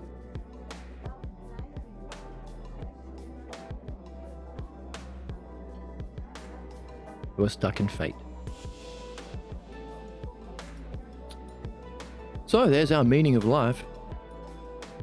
And ideally we'd be able to recognize and create or see the map for the different stages of mind that we experience and integrate in that development, the stages of enlightenment. So it's something to do with our life, or what we carry from our prior to our life, gives us the conditions for the beliefs that we get that play out in our problems, in our fate, in our script, and our life, the destiny or purpose of, I'm not going to use that word anymore because of some of the worst people use that word in a terrible way, so I don't want to use it. Sometimes I'll use it. Our highest purpose in life is to purify that and master the dialectic understanding. Develop our states of mind through that experience of knowing, and then crossing the purple line to know the self. And there may even be stages of knowing and integrating the self. So those stages are stages of enlightenment. That would be the purpose for all life. And what we bring with us from our death influences the kinds of beliefs we have. So we could anticipate or hypothesize, again, we'd have to prove it through our direct experience, that what we fail to address in this lifetime about our beliefs will influence how we die and what happens after we die.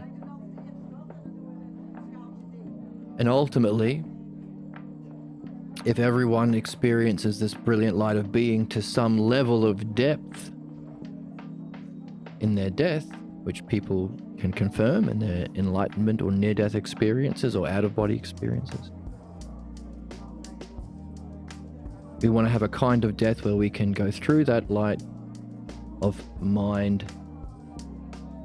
helped by recognizing that model, so that our understanding of that model will help our participation in greater depth, but also to pass through it.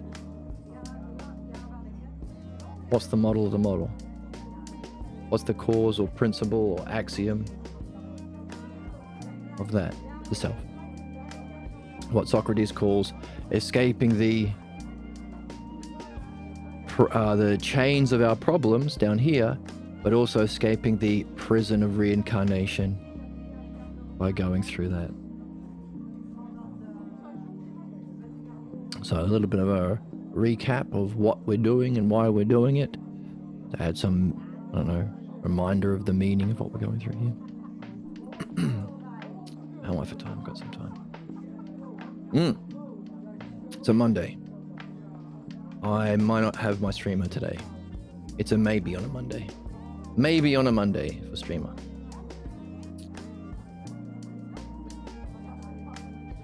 And I think it's maybe not today. Anyway, let's keep going. Are you keen? I love this guy. Thank you so much. I have a sickness for the thickness. And me too. The more holes, the better. And Emma, you're a Guna as always. Gooner! more. All right. So, imitating the process of nature below the green line. Belief. So it's scientific belief. Which is why we like to use the word dianoia.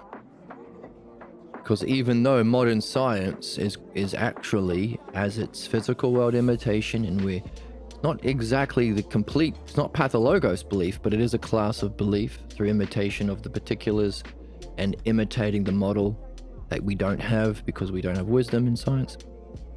Often people use the word understanding to distinguish irrational beliefs or supernatural beliefs or prejudiced beliefs like religion or conservatism from scientific beliefs by calling science understanding.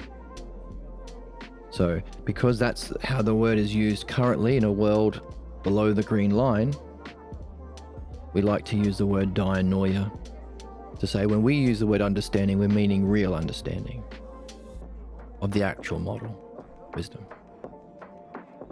Philodianoia, love of wisdom. Love of philosophy is the love of wisdom. Philodianoia, the love of understanding.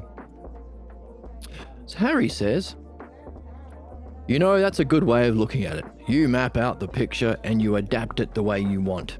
The Tinker Toy example is good. Now, so this description of all human mass injustice and global catastrophes being the result of this scientific belief-based imitation of nature, Harry thinks is a good thing. Because Harry's an idiot. Fuck you, Harry. It's sad. And I'm sad for it. Sad for you. You're a baby. You're a little baby. You're a little baby. Aaron Brown actually has that sound drop as well. But I think... who had it first? My sound drop for that is longer. He just has half of it. So we win. What the hell do your goddamned, literally, religious beliefs matter? You just attacked my person. You just harmed my body. And he's very upset because ours is better. Okay. Silly. Silly. Jordan Peterson levels of whimsy. That's a reference to his crazy outfits, by the way.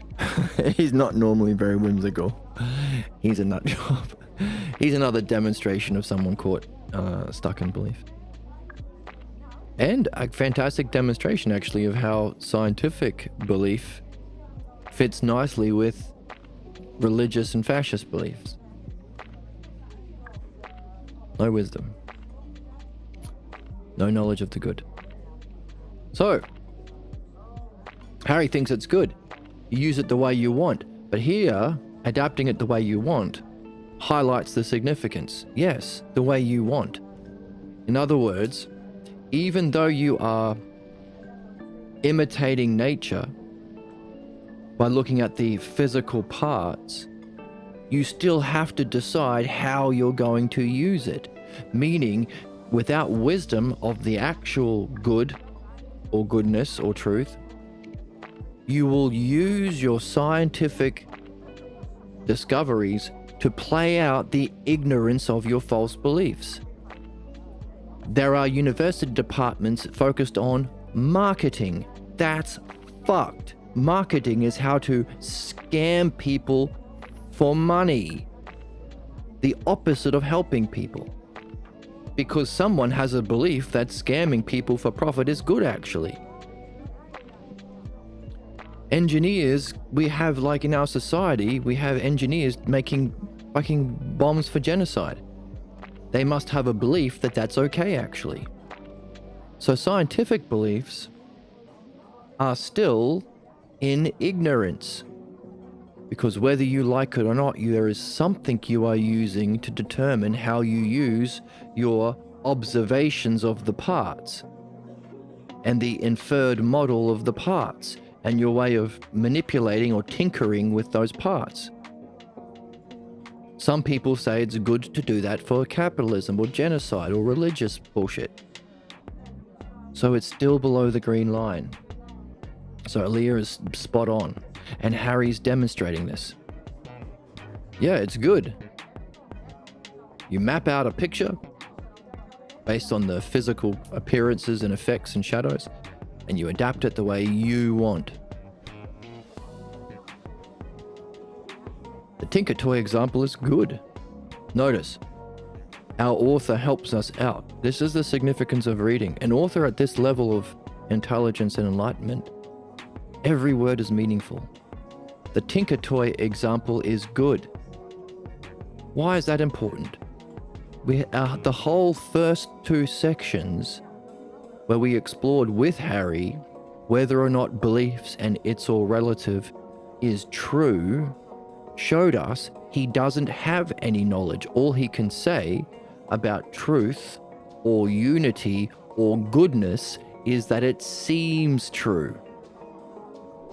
We also went on to say that reason alone won't help people. So even though he himself reasoned to the conclusion that he can't say what's good because he knows nothing about that field of knowledge, it didn't stick. He still thinks he knows what's good, just as our chatter today thinks he knows what's good for our stream without any knowledge of what we're doing or the model of good, completely ignorant, cosplaying or imitating the actual knower, as scientists cosplay or imitate nature. That's human ignorance. We want to be knowers, we want to be good people, we want to be seen as experts or be able to help people or be listened to. But how many people are actually learning what needs to be done? That's real philosophy, that's Philodianoia. So, this idea of this Tinker Toy model of understanding what modern science is, because you can adapt it to your own false beliefs of what's good, so adapt it the way you want, Harry says it's a good model. It's a good thing. Despite the fact he has already seen, he doesn't know what the word good means. Or, intuitively, we use the word good and justice, but we all know what goodness and justice means to a degree. You don't have to be a sage to know that kicking a puppy is bad and unjust, or eating a poisoned sandwich is bad and not good. But when we're talking about this level of knowledge, the nature of belief, reality, human functioning itself, believers like the knowledge of the good.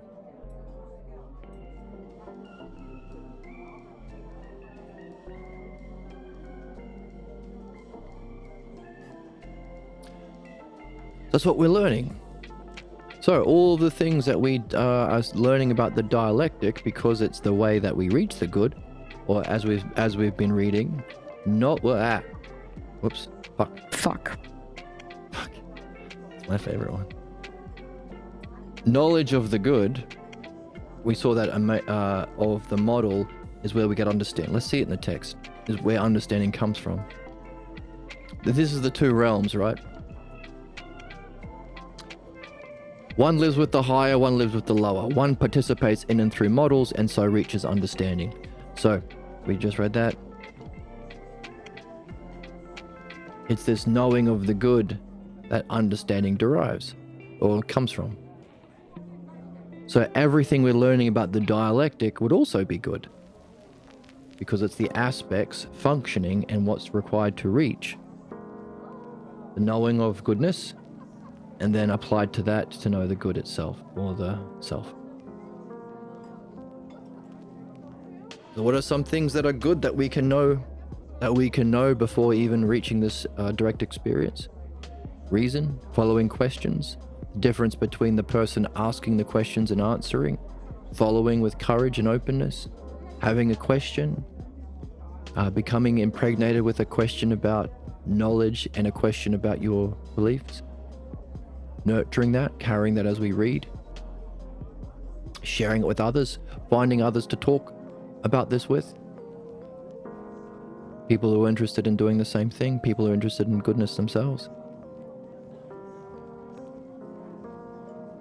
These are all things that would be good. Or that are good. In principle. Always. In every galaxy, in every universe, in any time, in any universe. In any universe, everything we just described as aspects and functioning of the dialectic would be good. Therefore, this is a kind of a learning that we can take with us beyond our life and death in a universe.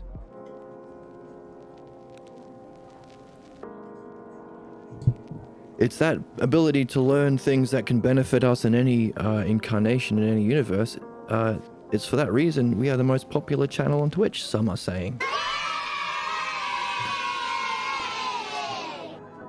And by some, I mean me. And I'm tricking.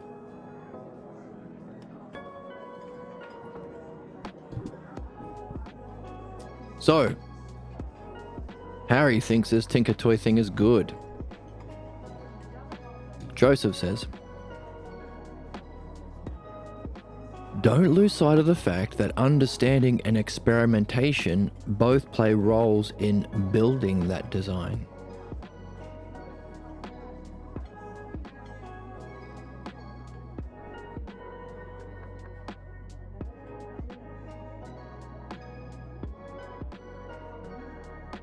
Right, so while it's lacking the whole, there is some understanding of the specific parts within the small piece that you're pulling out. So it's not exactly the same as ignorant beliefs. So scientific beliefs would be a different class.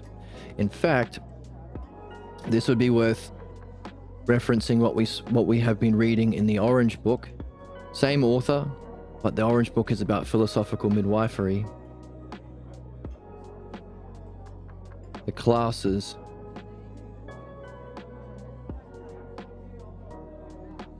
of beliefs. So the highest would be the axioms, because as we start to learn, we have to take for granted certain truths. Like 1 + 1, 2 will always be bigger than... You add two things together, the result will be bigger.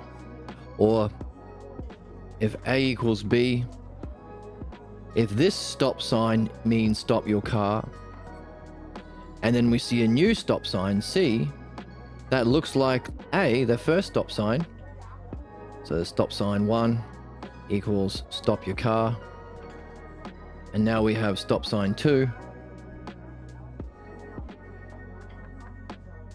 which looks very much like stop sign 1. Then stop sign 2 will also mean stop your car. So things that are equal to the same thing are equal to each other. You can't prove that in the physical world, but you need it. Otherwise, how will you ever learn how to drive your car and stop at a stop sign?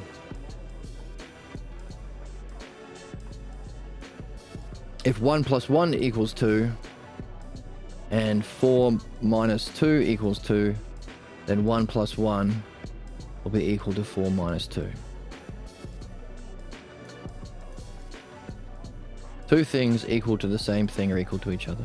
So these are axioms. The thing about axioms is, because it's the highest kind of belief, we can wonder about it as a principle.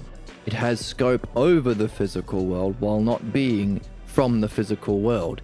You have to accept them as, well, a higher kind of common sense or axiom or principle to play the game. So, for us, problems are solvable. All human problems are solvable, and truth about self and reality is reachable via logos or understanding. Hang on, space. Logos or understanding, and ousia or direct experience.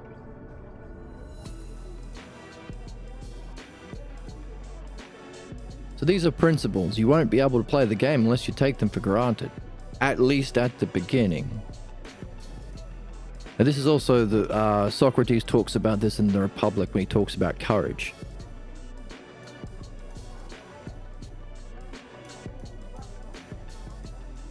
Look, this pathologos,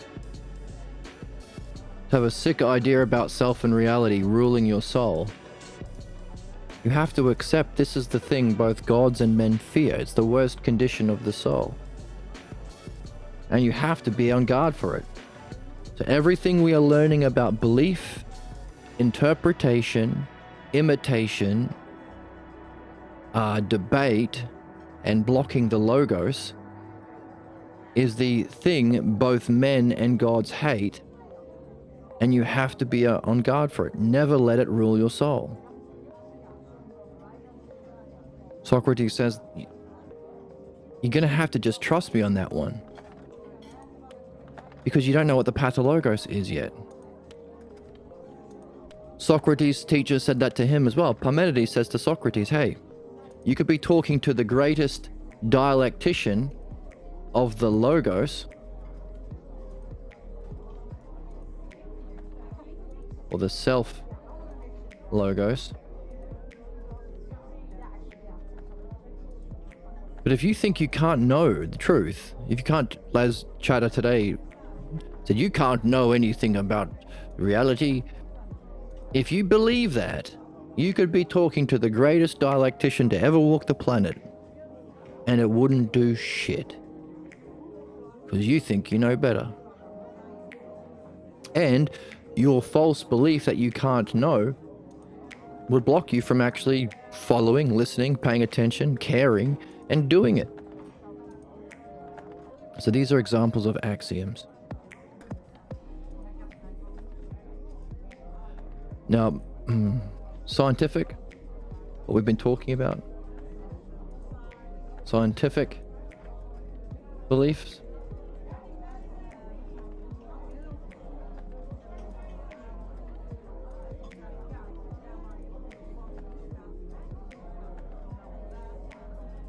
So there is evidence and reason, or logic, or some reason, but they're about the physical world.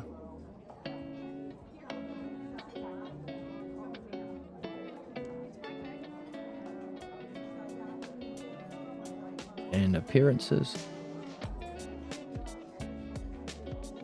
only. They can only deal with parts and knowing of the good, or whether or not you should be doing these physical things.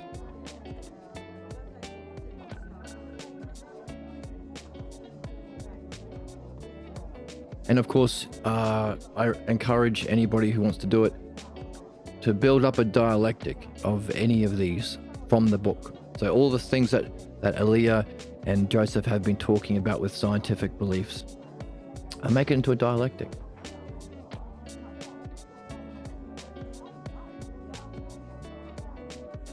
Now there are simple beliefs,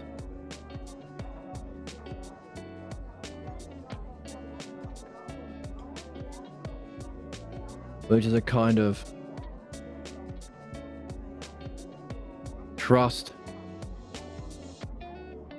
in that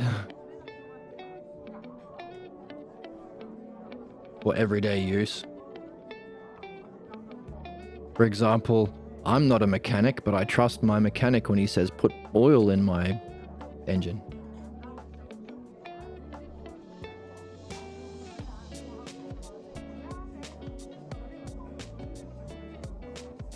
So there's sufficient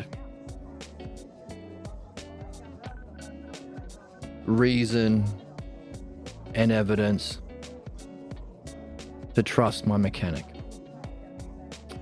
Now we have a green line of ignorance.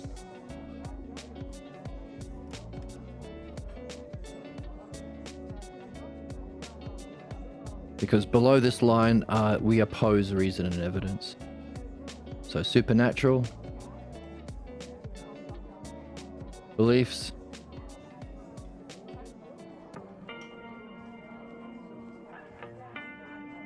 it can't be reason and evidence. Can you believe, is there reason and evidence that Mary was a virgin? That Jesus magicked to life after 3 days? That Moses did whatever magic your minister or rabbi or preacher told you? Can't be reason and evidence. That's called faith or absurd beliefs.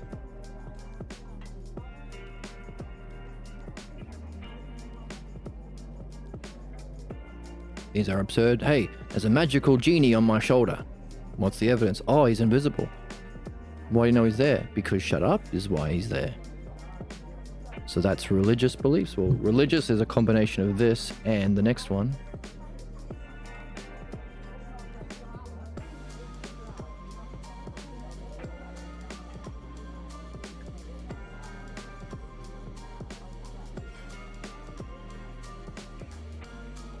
Prejudice.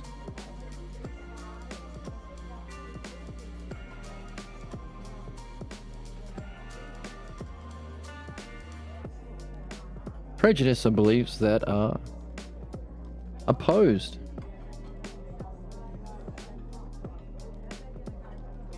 by reason and evidence. Sexism, racism, Nazism, conservatism, racism, MAGAism. So religion is a combination of the two. We know the world's not 6,000 years old. Believe it anyway. And there is no evidence to support that God told the Jews they get to kill the Palestinians for their land. But we believe it anyway, because the guy in the funny hat said so. Human ignorance, human savagery, human problems.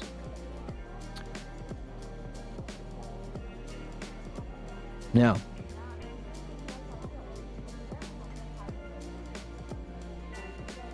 to another line.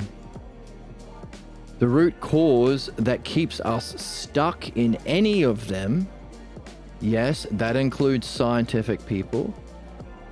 And while I enjoy the YouTube videos of the scientific people breaking down ignorance of prejudice or supernatural beliefs, that can be fun.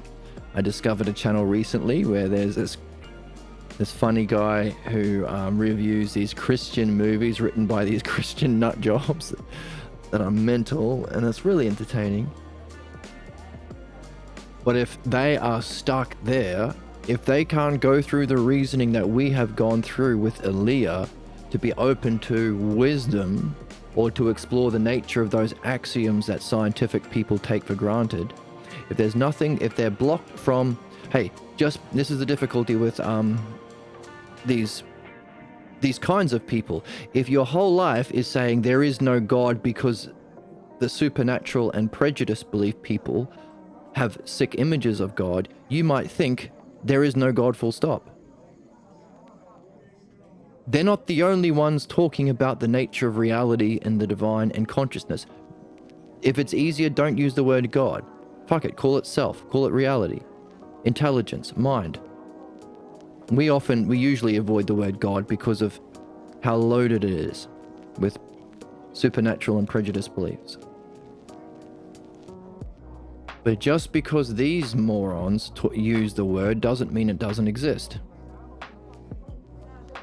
And if there are scientific people who are blocked from Platonic philosophy, there is something limiting their participation in reason.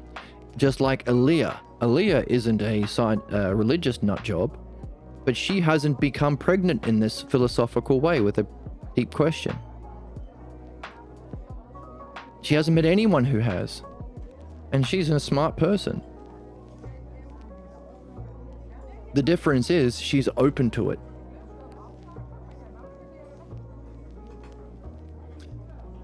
But not completely, because she hasn't yet addressed her childhood false beliefs that may limit her participation in Platonic philosophy.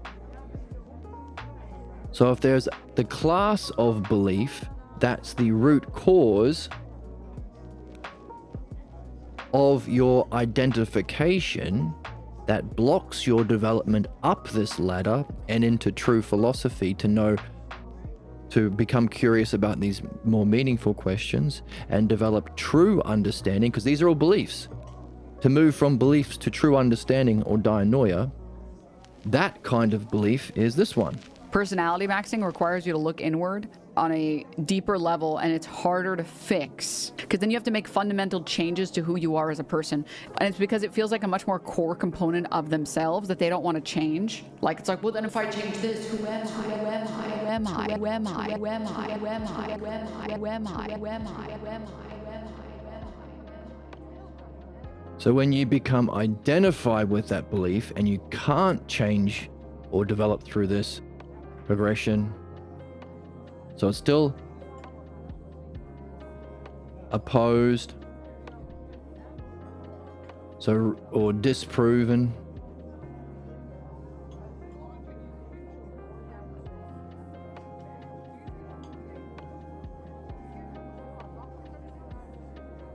Disproven by and opposed to. So prejudice would just be disproven by. So let's fix this.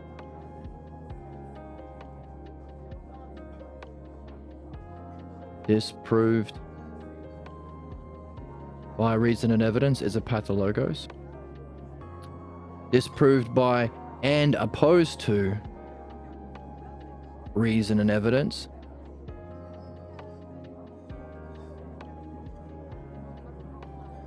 And unsuspected, because we didn't put into words our fundamental false beliefs about ourselves in childhood. That was the part of the indoctrination or the initiation origin scene. Unsuspected. And about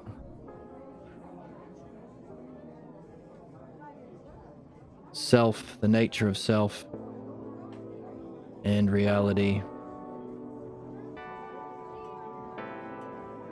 And that also includes, of course, all of the eidos. R-E-I-D-O-S, like knowing, what it means to be knowing. There's the sadistic idea of knowing, comes from the pathologos. Knowledge, beauty,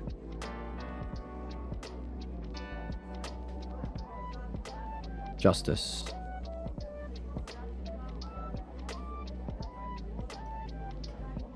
And of course, those big words, truth,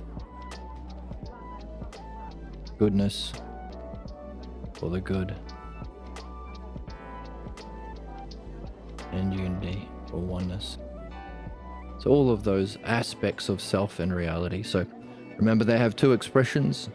There's the goodness, oneness, and truth in reality, and its cause, the one, the good, and the true, and the self. That's the pathologos. So that's the root cause of what binds us to ignorance.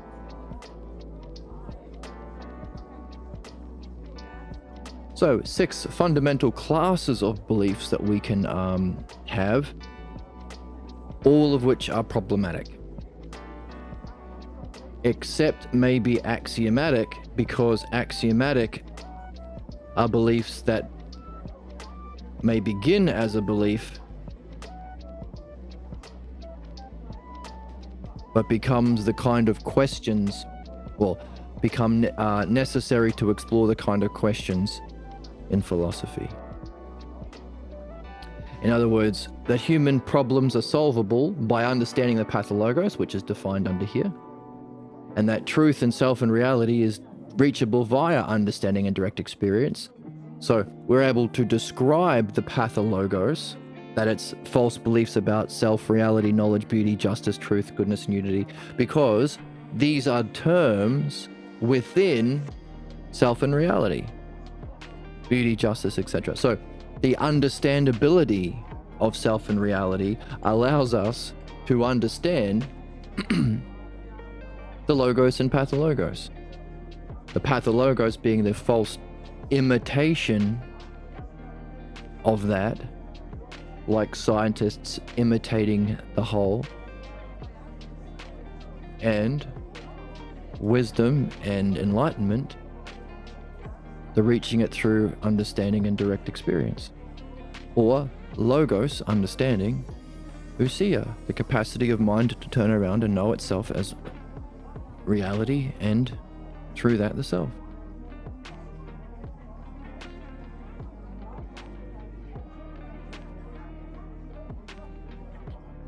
So Aaliyah is pointing out that if we don't move beyond beliefs into wisdom and dianoia understanding, any one of these causes the problems. In fact, they all work together, don't they? Your pathologos blind spots may blind you from your prejudices or allow you to be exploited by supernatural thinking. Hey, kill these people. Why? God says so. Okay, but aren't you a scientist? Yeah, like everyone in my religion uses science in some way. Or puts gas in their car, or is a mechanic. It's their pathologos that causes our blind spots, that block us from addressing our supernatural and prejudice beliefs that keep us blocked in the level of belief. That's what Aaliyah is pointing to. That's why the destruction of our environment and the science to create a war machine and a marketing machine and a banking machine, a capitalist, imperialist, destructive, anti-human Epstein class machine.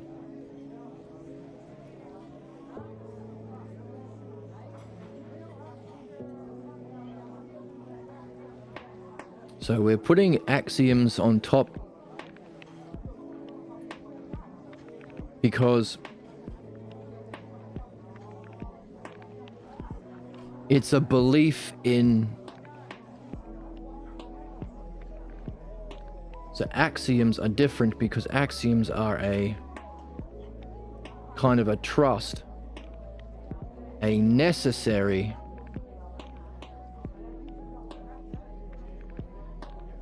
let's actually fix this a little bit.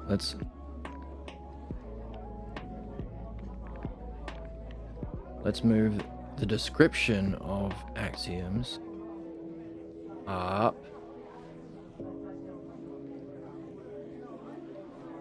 And we can distinguish axioms from the other beliefs that human beings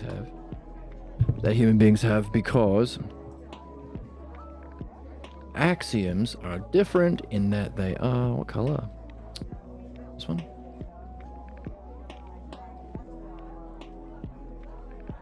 Necessary, NEC.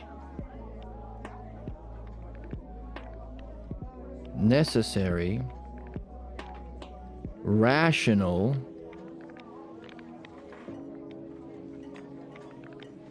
trust in the rulership of nous, knowledge with a capital K. So that's not knowing how many beans there are in China. Knowledge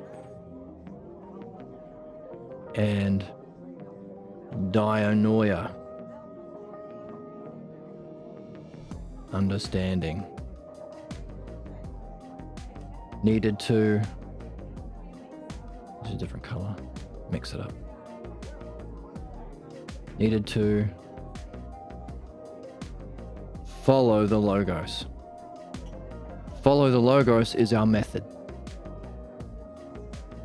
That's how we reach. We follow the Logos. We can understand our problems if we follow the rational nature of reality and how we reflect upon reality to understand the nature, conditions, principles, and causes of our problems. It's also the same thing for the other axiom. To reach our excellence. To follow the Logos, therefore, how can you follow the Logos if you don't think there's a Logos? In other words, nihilism is the most tragic of all states of mind. If you think there's no truth and there's no reason, there's no meaningful activities, how can you do the meaningful activities to find out whether or not that's right? To follow the Logos and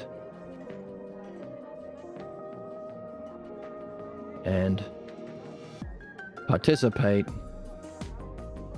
in the dialectic, which is the power of the Logos. Socrates calls it. And was called, I think the power of the Logos was called in this text earlier. So, what makes axiom different in terms of the belief is it's a temporary, rational trust in what's necessary, but it's rulership via dianoia. All of the other ones are rulership via belief. Be they scientific beliefs, to be ruled by the imitators of Mother Nature who only know how to tinker with the parts, the tinker toy. Simple beliefs. Be trusting that guy, trusting those guys. Supernatural beliefs, which can't be proven by evidence and reason. There's a magic space monster on my shoulder. Mary was a virgin. Jesus turned water into wine. Can't prove that. Prejudice, disproven. We know dinosaurs existed and the world's more than 6,000 years old, but some religious idiots, ignorant, brainwashed, pathologos-ridden people still believe it. Sexism, racism, prejudices, disproven by evidence, and the reason that stops us from leaving because some prejudice, people go to college, right? They're in a small town, they're racist with all their racist MAGA family and friends or whatever. They go to college and they meet an actual brown person. Oh my God, this is the best person I've ever met. Holy fuck. I can change my prejudices. That's to follow reason and evidence.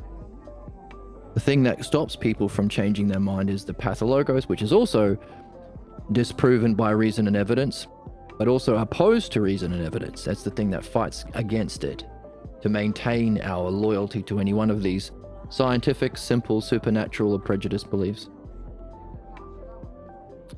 They are unsuspected, so that's why we have to, we don't know we have them, we just think it's common sense.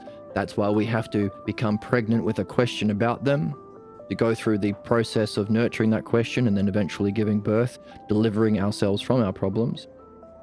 They're about self and reality and the aspects. So, as our chatter today and as Harry from the text is imitating knowing by being a dick or stopping the dialectic or sabotaging the dialectic or thinking he knows better, this is the pigeon, playing chess with a pigeon. A pigeon will knock over all the pieces on the chessboard, shit all over the board, and strut around like he's won the game. That's Harry. That's our chatter. I sure owned that guy by being an ass. He was trying to do something meaningful, and I trolled him by not caring about anything and only doing harm. I sure won that chess game. Yes, someone who knows nothing about chess can smack over the board and laugh because you've destroyed something better people care about. You're not better than Magnus Carlsen at chess. And you can't be disgusting without Magnus Carlsen. You can't troll someone who cares about chess unless there are good people who care about chess. No conservative religious official or capitalist has done anything good. They can exploit the good work of others, their workers, thus the need for learning and revolution into socialism and more rational way of, an equal way of helping people together. They can only exploit and do harm. So, worth saying that technically Axiom is a class of belief, but I think we should put that aside because it's really rulership of our dianoia, and it's necessary. So really, there are these 5 classes of beliefs that we've been talking about in the text. We could even remove... No, we'll keep simple beliefs. The one, I trust my mechanic. By the way, is it good that we have petrol-based cars? I don't know. But there's enough reason and evidence to put gas in your car.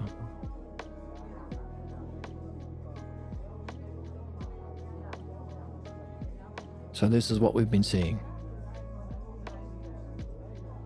Even the reason and evidence ones are still based on the physical world, appearances, and imitation.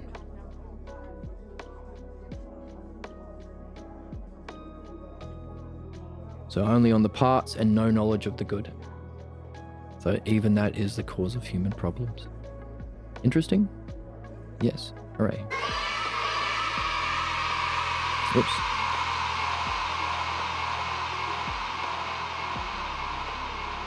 Let me just check something. So back to what we were doing.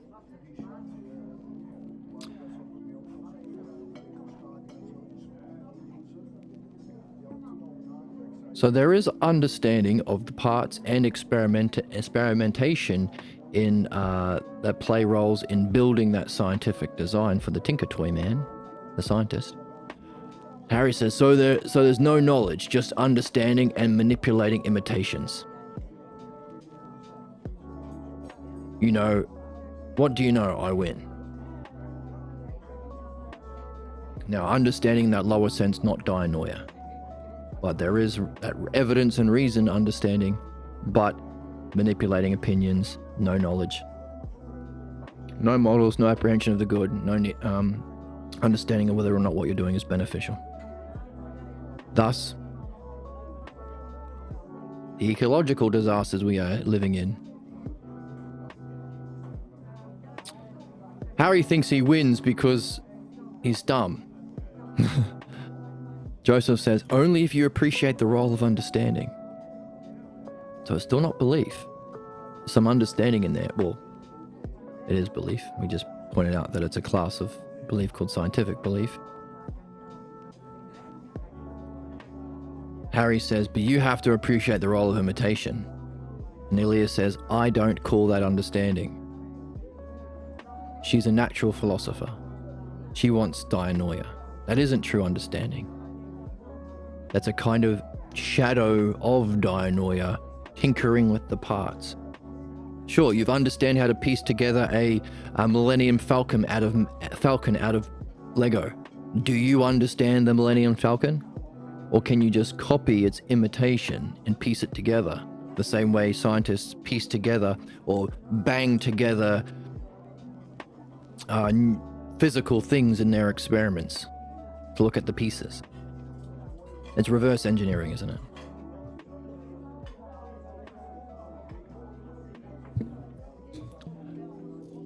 Elias says, I don't call that understanding. Harry says, why not? Unless you know what the Tinker Toy is made of.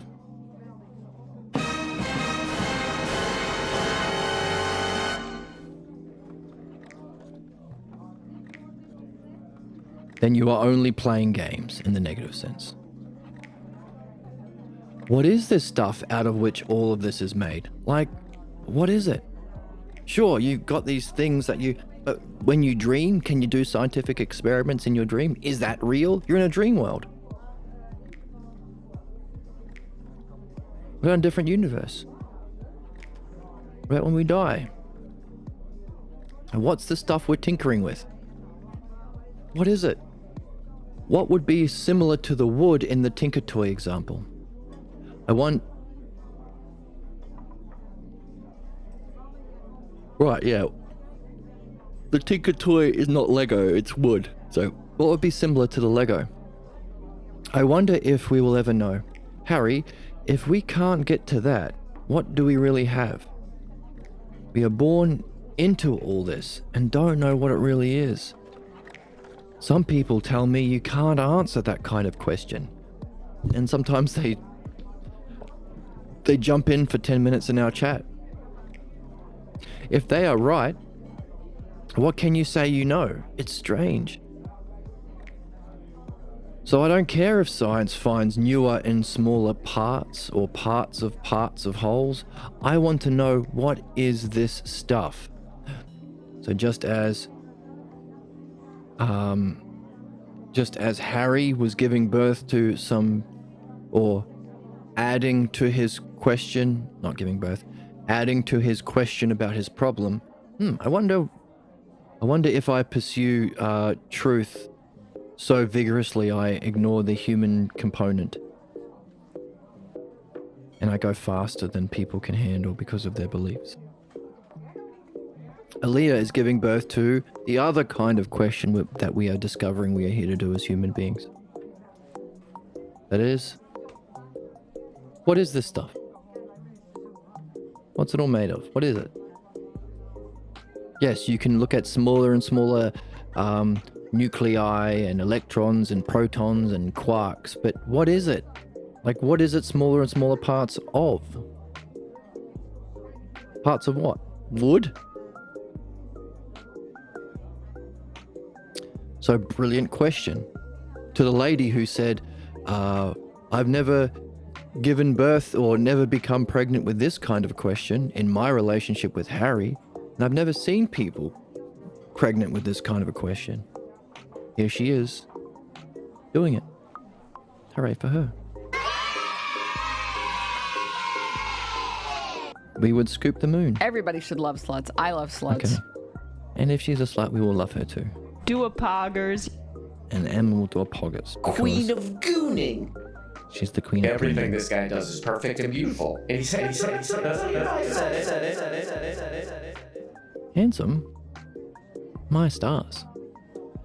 Important that I get affirmations from my soundboard by pressing a button. I'm like Elon Musk. Grok, tell me I'm the best boy. You are the best boy. Oh, great. Tell me I'm the best at doing video games. You are number one at Diablo. Yes, yeah, thank you, Grok. I'm going to go on Joe Rogan's podcast and tell everyone.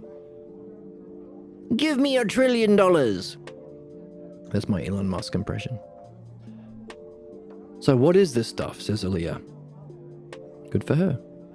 Harry says, you're weird. Fuck you, Harry. You have the brain of a child. You've got a brain of a child, You Harry. just attacked my person. You just harmed my body. You harmed my body. Please end kink shaming on your show. Yes. Fuck you. You're weird, says Harry to his gulf. You forget one thing, Aaliyah.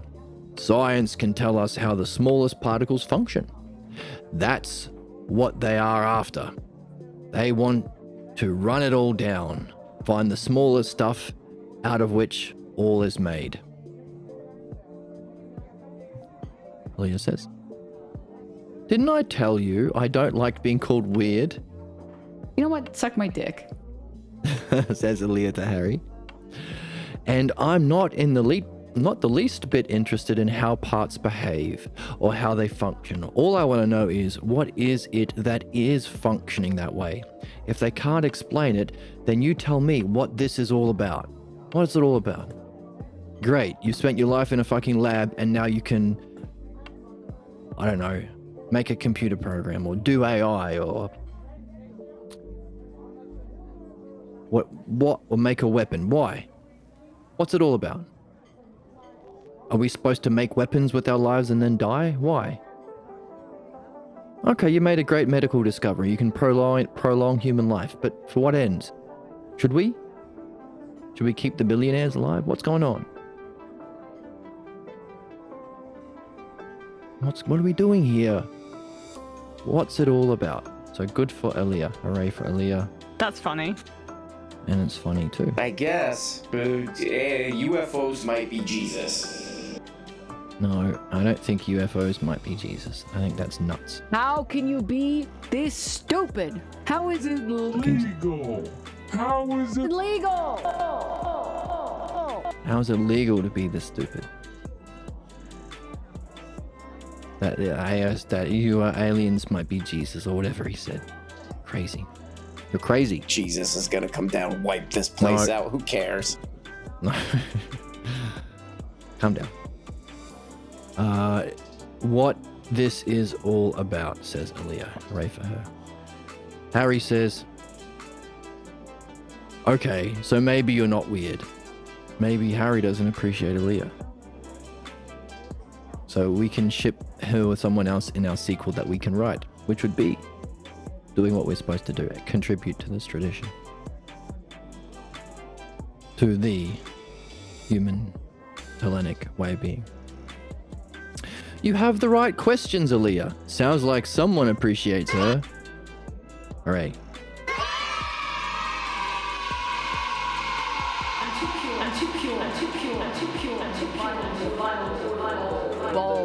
I guess. UFOs might be Jesus. Jesus.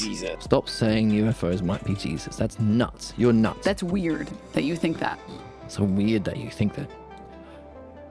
But you know who's not weird? Aaliyah. You have the right questions, Aaliyah, and I like the way you hold on to the ball. Oh, we had the ball drop. We just cut it off though. Holding on to the ball? Okay, I'll find it. I like the way you're holding on to the ball. Because Aaliyah says things like, In the final quarter of the ball game, you have to throw it, and that's when it all matters. It's all up to that one moment. see? A sports analogy. Aaliyah is good at sports analogy in the last quarter. You do have to throw the ball in. And it comes down to that moment, I suppose. Great analogy. All checks out. Does. I like the way you hold on to the ball, Aaliyah says. Thanks. Anyway, I sure enjoyed the chance of getting into this. It's a good game. It's the best game. You're a wizard, Harry. The Hero's Quest, and we're all wizards, Harrys. Yes, it is a higher kind of fun. Where's the joy? Where's the whimsy? Where's the childlike wonder? Where's the childlike wonder, dude? It's a higher kind of fun, and it is clear that you have a good mind for it. Do you know that play is called the highest activity consecrated to the gods? And we were puzzling about this last time. What does it mean, consecrated to the gods? It's a play in which remember, the gods are an analogy for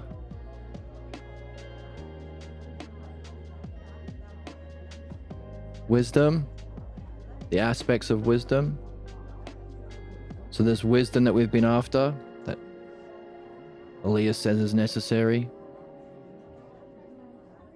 have an eternal existence and being, have scope over the physical world, gods can personify those aspects. So it's a kind of play where our creation, in our dialectic, or whatever it is we're exploring, or whatever it is we're doing, our creation, giving birth to some sort of existence, in the book, in the dialogue, in our reflections, with reference to the eternal.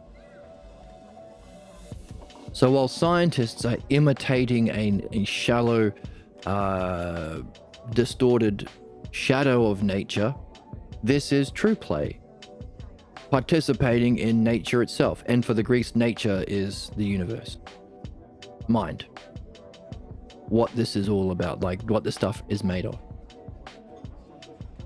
So thinking about these eternal principles and using that model in our creation, that's the kind of higher play we're talking about.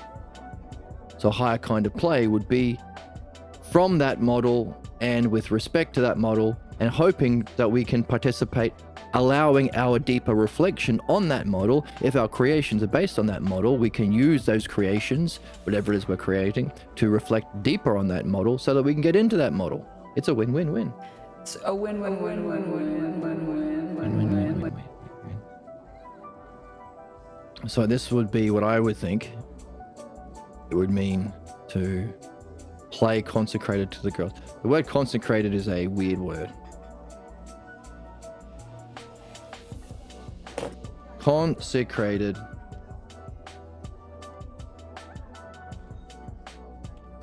To be officially declared holy, set apart for a sacred purpose, dedicated entirely to the deity or noble pursuit.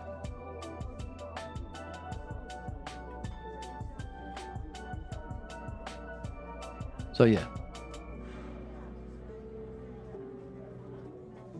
A noble game, you call it. Noble pursuit because we are trying to imitate, or not imitate, we are trying to be like reality. Using whatever it is, however our knowledge of the model of goodness that Aaliyah says is lacking from scientists, but we want to use that model in what we do. That's what and therefore, if Joseph is saying that's what we have been doing, then we can put one and one together and realize that the dialectic, by exploring ideas in this dialectic way, exploring ideas that are meaningful because they are about that model, that's consecrated to the gods. So the dialectic that we've been doing is the sort of thing that scientists imitate, because we are using the true model. But also, this book's been about not just using the model of truth, goodness, and oneness in exploring the higher questions. What does a surgeon also have to do? Look for deviations from that model. So half of this book, or more than half, a lot of this book is also, well, let's say half. Joseph is representing this, whereas exploring beliefs, if beliefs are the difference from the sameness, remember the actual knowledge does sameness of the model and differences from that model to know the healthy and the sick. Therefore, the dialectic in exploring Aaliyah's questions about knowing and Harry's questions about his false beliefs is the noblest game, or the game consecrated to the gods. Because the gods represent wisdom, and we're looking to the sameness of that model in Aaliyah's questions and the differences in Harry's questions, and looking at when it makes a difference, how can we diagnose the both, and what kind of remedy can we provide. So this noblest game, or game consecrated to the divine, is the dialectic. And maybe that will help our question that we have been carrying. What's the single knowledge that can unify all of the many knowledges? So I think that might be what he's talking about here. A play called The Highest Activity Consecrated to the Gods. Aaliyah says, "No, I didn't know that. But do you mean to tell me that you believe that gods, if they exist, care whether or not we play?" Joseph says, "Aaliyah, you sure caught me on that one. Because I don't think he defined what he means by gods. We have already, because we have that. Caught me on that one because I really don't know how to answer that. It's a fine idea to explore sometimes, but not with me. Some people, maybe she can, I don't know, tune into the stream. I don't know. Some people you may know are into it, and they have been holding some seminars on things like Hans Huizinga's book called Homo Ludens, Man the Player. Now, I can guess he's not really interested in that because it's just some guy's fun idea that happens to resemble what we are doing or work as a cool catchphrase. So, but yeah, Homo ludinus, man the player. Homo sapiens, man the thinker. Aaliyah says, Harry, I was thinking about something when you and Joseph were talking. Do you see yourself as protecting the right to convince others? Like a kind of amendment to the Bill of Rights? Not just a freedom of speech, but a freedom to convince others? Harry says, that's a phony question. Or haven't you heard of free speech? Look, if a doctor, lawyer, Indian chief, or anyone else couldn't convince others of the truth of their advice, they would soon go broke. It's all about money for this guy, hey? Interesting motivation. Maybe I didn't do as well as I should have done in this talk, but I got caught up in the wrong example and couldn't get out of it. Why I stuck with the surgeon example, I don't know. But once I take a position, I go down with the ship. Like the chatters that come in here and debate their opinions from that sick idea of knowledge, or the academic idea of philosophy, or the pathologos. They fight until they can't reason any longer, and then they just abandon ship. Now, in this conversation, we've been in real life. It's harder to abandon ship in real life, although it does happen, a lot. So people storm out. But thankfully, Harry hasn't stormed out, maybe in part because he'll be storming out and leaving his girlfriend with someone better than him, Joseph. And maybe Aaliyah has been using her charms, not in a sexist way, but in a being a beautiful person way, to keep him here, keep him participating in an activity that she wants to participate in. That makes you wonder. I go down with the ship, even if it's not my ship. Heck, actually, hang on a second. Now that I think of it, my dad does that a lot. Remember the questions we asked our chatter? Who is that like? Who are you imitating? My dad does that a lot, says Harry. We used to argue a lot, only I always lost. Anyway, my point is, what I mean is, that the best money goes to the convincers. Best money goes to the schrifters. The Paul Bet Davidsons of the world. The multi-level marketing campaigners. The Tony Robbinses of the world. The Jordan Petersons of the world, the Joe Rogans of the world, the Donald Trumps of the world, all the liars and scammers, and the Elon Musks of the world, the best bullshit artists, says Harry. And that's as true as it was yesterday as it will be tomorrow. So, telling us, this is why it's important to have these dialogues. And it seems he's starting to get curious about his problem, starting to notice some patterns. Maybe the early gestations of a kind of pregnancy about that question that we are all here to give birth to. What's my puzzle? What's my false belief I'm here to address in this lifetime? The best money goes to the convincers. So he's also telling us his motivation. Leah says, about this convincing, would you say that convincers can convince others whether or not they really know the truth about what they're saying? And do they care? So are convincers really convincing people if they really know the truth about what they're saying? Or is it the appearance of convincing? And also, do they care whether or not they truly benefit or harm those they convince? So Harry's whole point is, what's the point of doing... So our chatter who nicked off as soon as he vomited his opinions. Why stick around? Why learn?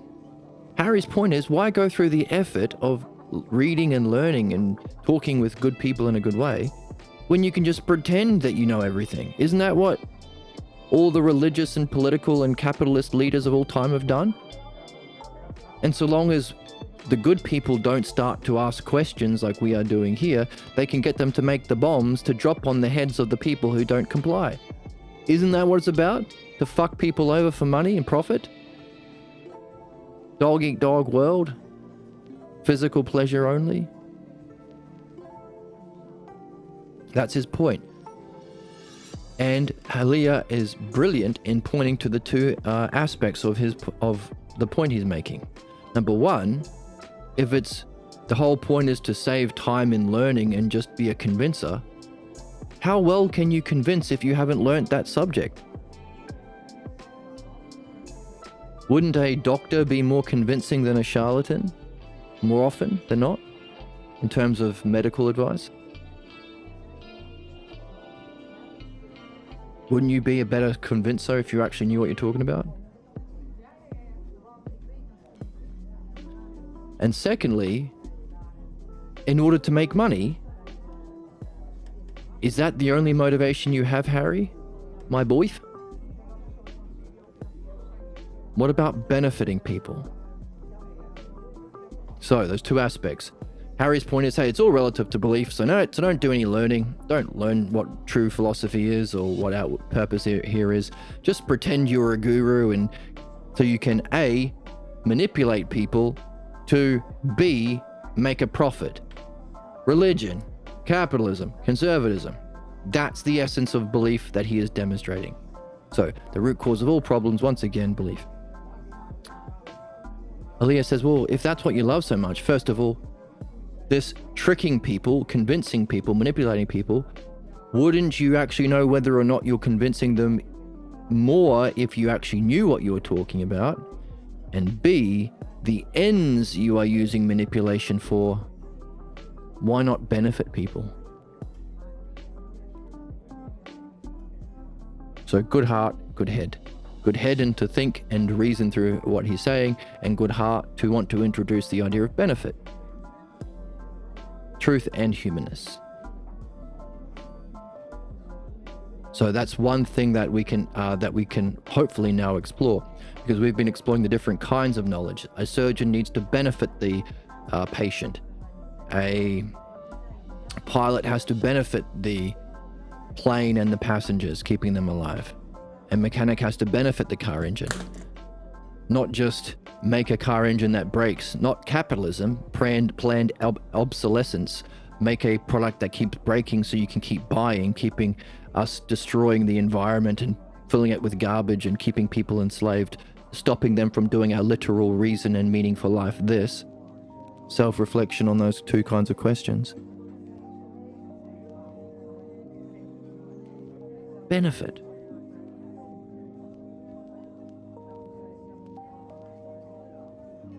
So even if you are interested in scamming, shouldn't knowledge help you be a better scammer? And secondly, why scam? Is there more to life than just scamming for money? Is there a value in benefiting people? And if there is an art to the knowledge of all knowledges that we are here to master as human beings, could it be what we're after ourselves in this channel, the art of benefiting our souls, both in this life and beyond? The reason that we are here, the meaning of life,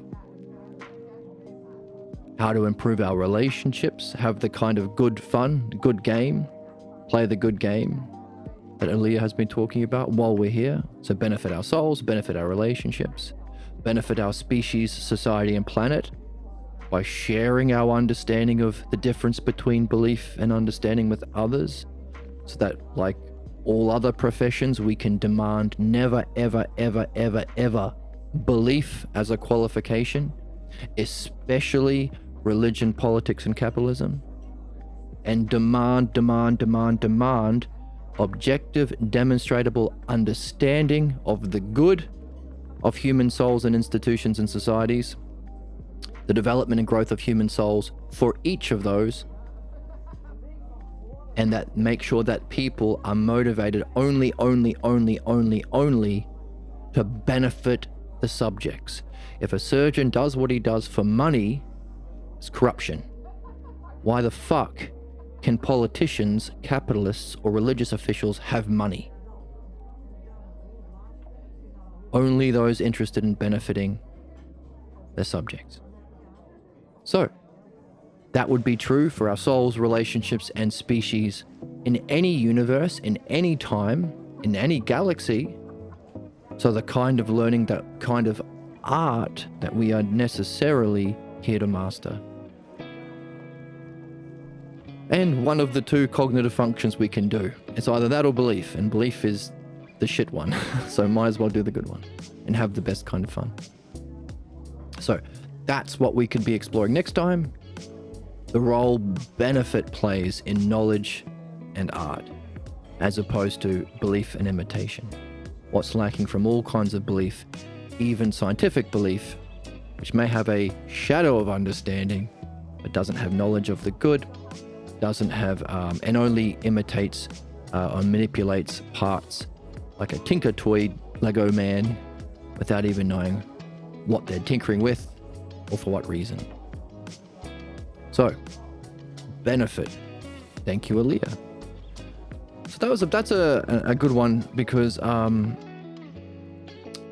the way we use understanding often to distinguish between prejudices and supernatural religious beliefs and scientific understanding. It's important that we nail down there is a kind of shadow of understanding involved in science, but it is still imitation, the world of shadows, physical world. There is models, but we create them. We're not looking at the true models of nature, and so we don't know the good, and so we are still using our false beliefs about what we should be doing. So in other words, even scientific belief, whether it be our simple beliefs, our scientific beliefs, our supernatural or our prejudiced beliefs, they're all motivated by the pathologos. Because they all lack a model of what's good. Meaning we have to add what's good, what's worth doing, how do we spend our time, what's good, what's beautiful, who should we be attracted to, what kind of relationships we should have, all that sort of stuff. We add that, keeping us bound to our ignorance. So worth recognizing that scientific beliefs are still beliefs and still suffer the same problems, only they do use a kind of shadow of understanding in a really narrow sort of way, ironically allowing us to play out our pathologos, prejudice, supernatural beliefs, and simple beliefs with greater devastating effect. Drop some nukes, make a banking system that exploits people, etc., etc. So, interesting. I think we saw more about what makes Aaliyah so wonderful compared to dirty, stupid Harry. And thank you for our chatter for sharing his thoughts. I hope he didn't mind that we reflected on the words that he said. And to learn and benefit, I hope that he becomes curious and can benefit himself. And if we went too fast, well, we can wonder, perhaps we have our interest in pursuing truth is like Joseph's, that we might ignore the human element. But I don't think that kind of applies here because we're not talking to him in person, and he's not almost 100%. He left after he vomited his beliefs. Believers usually do.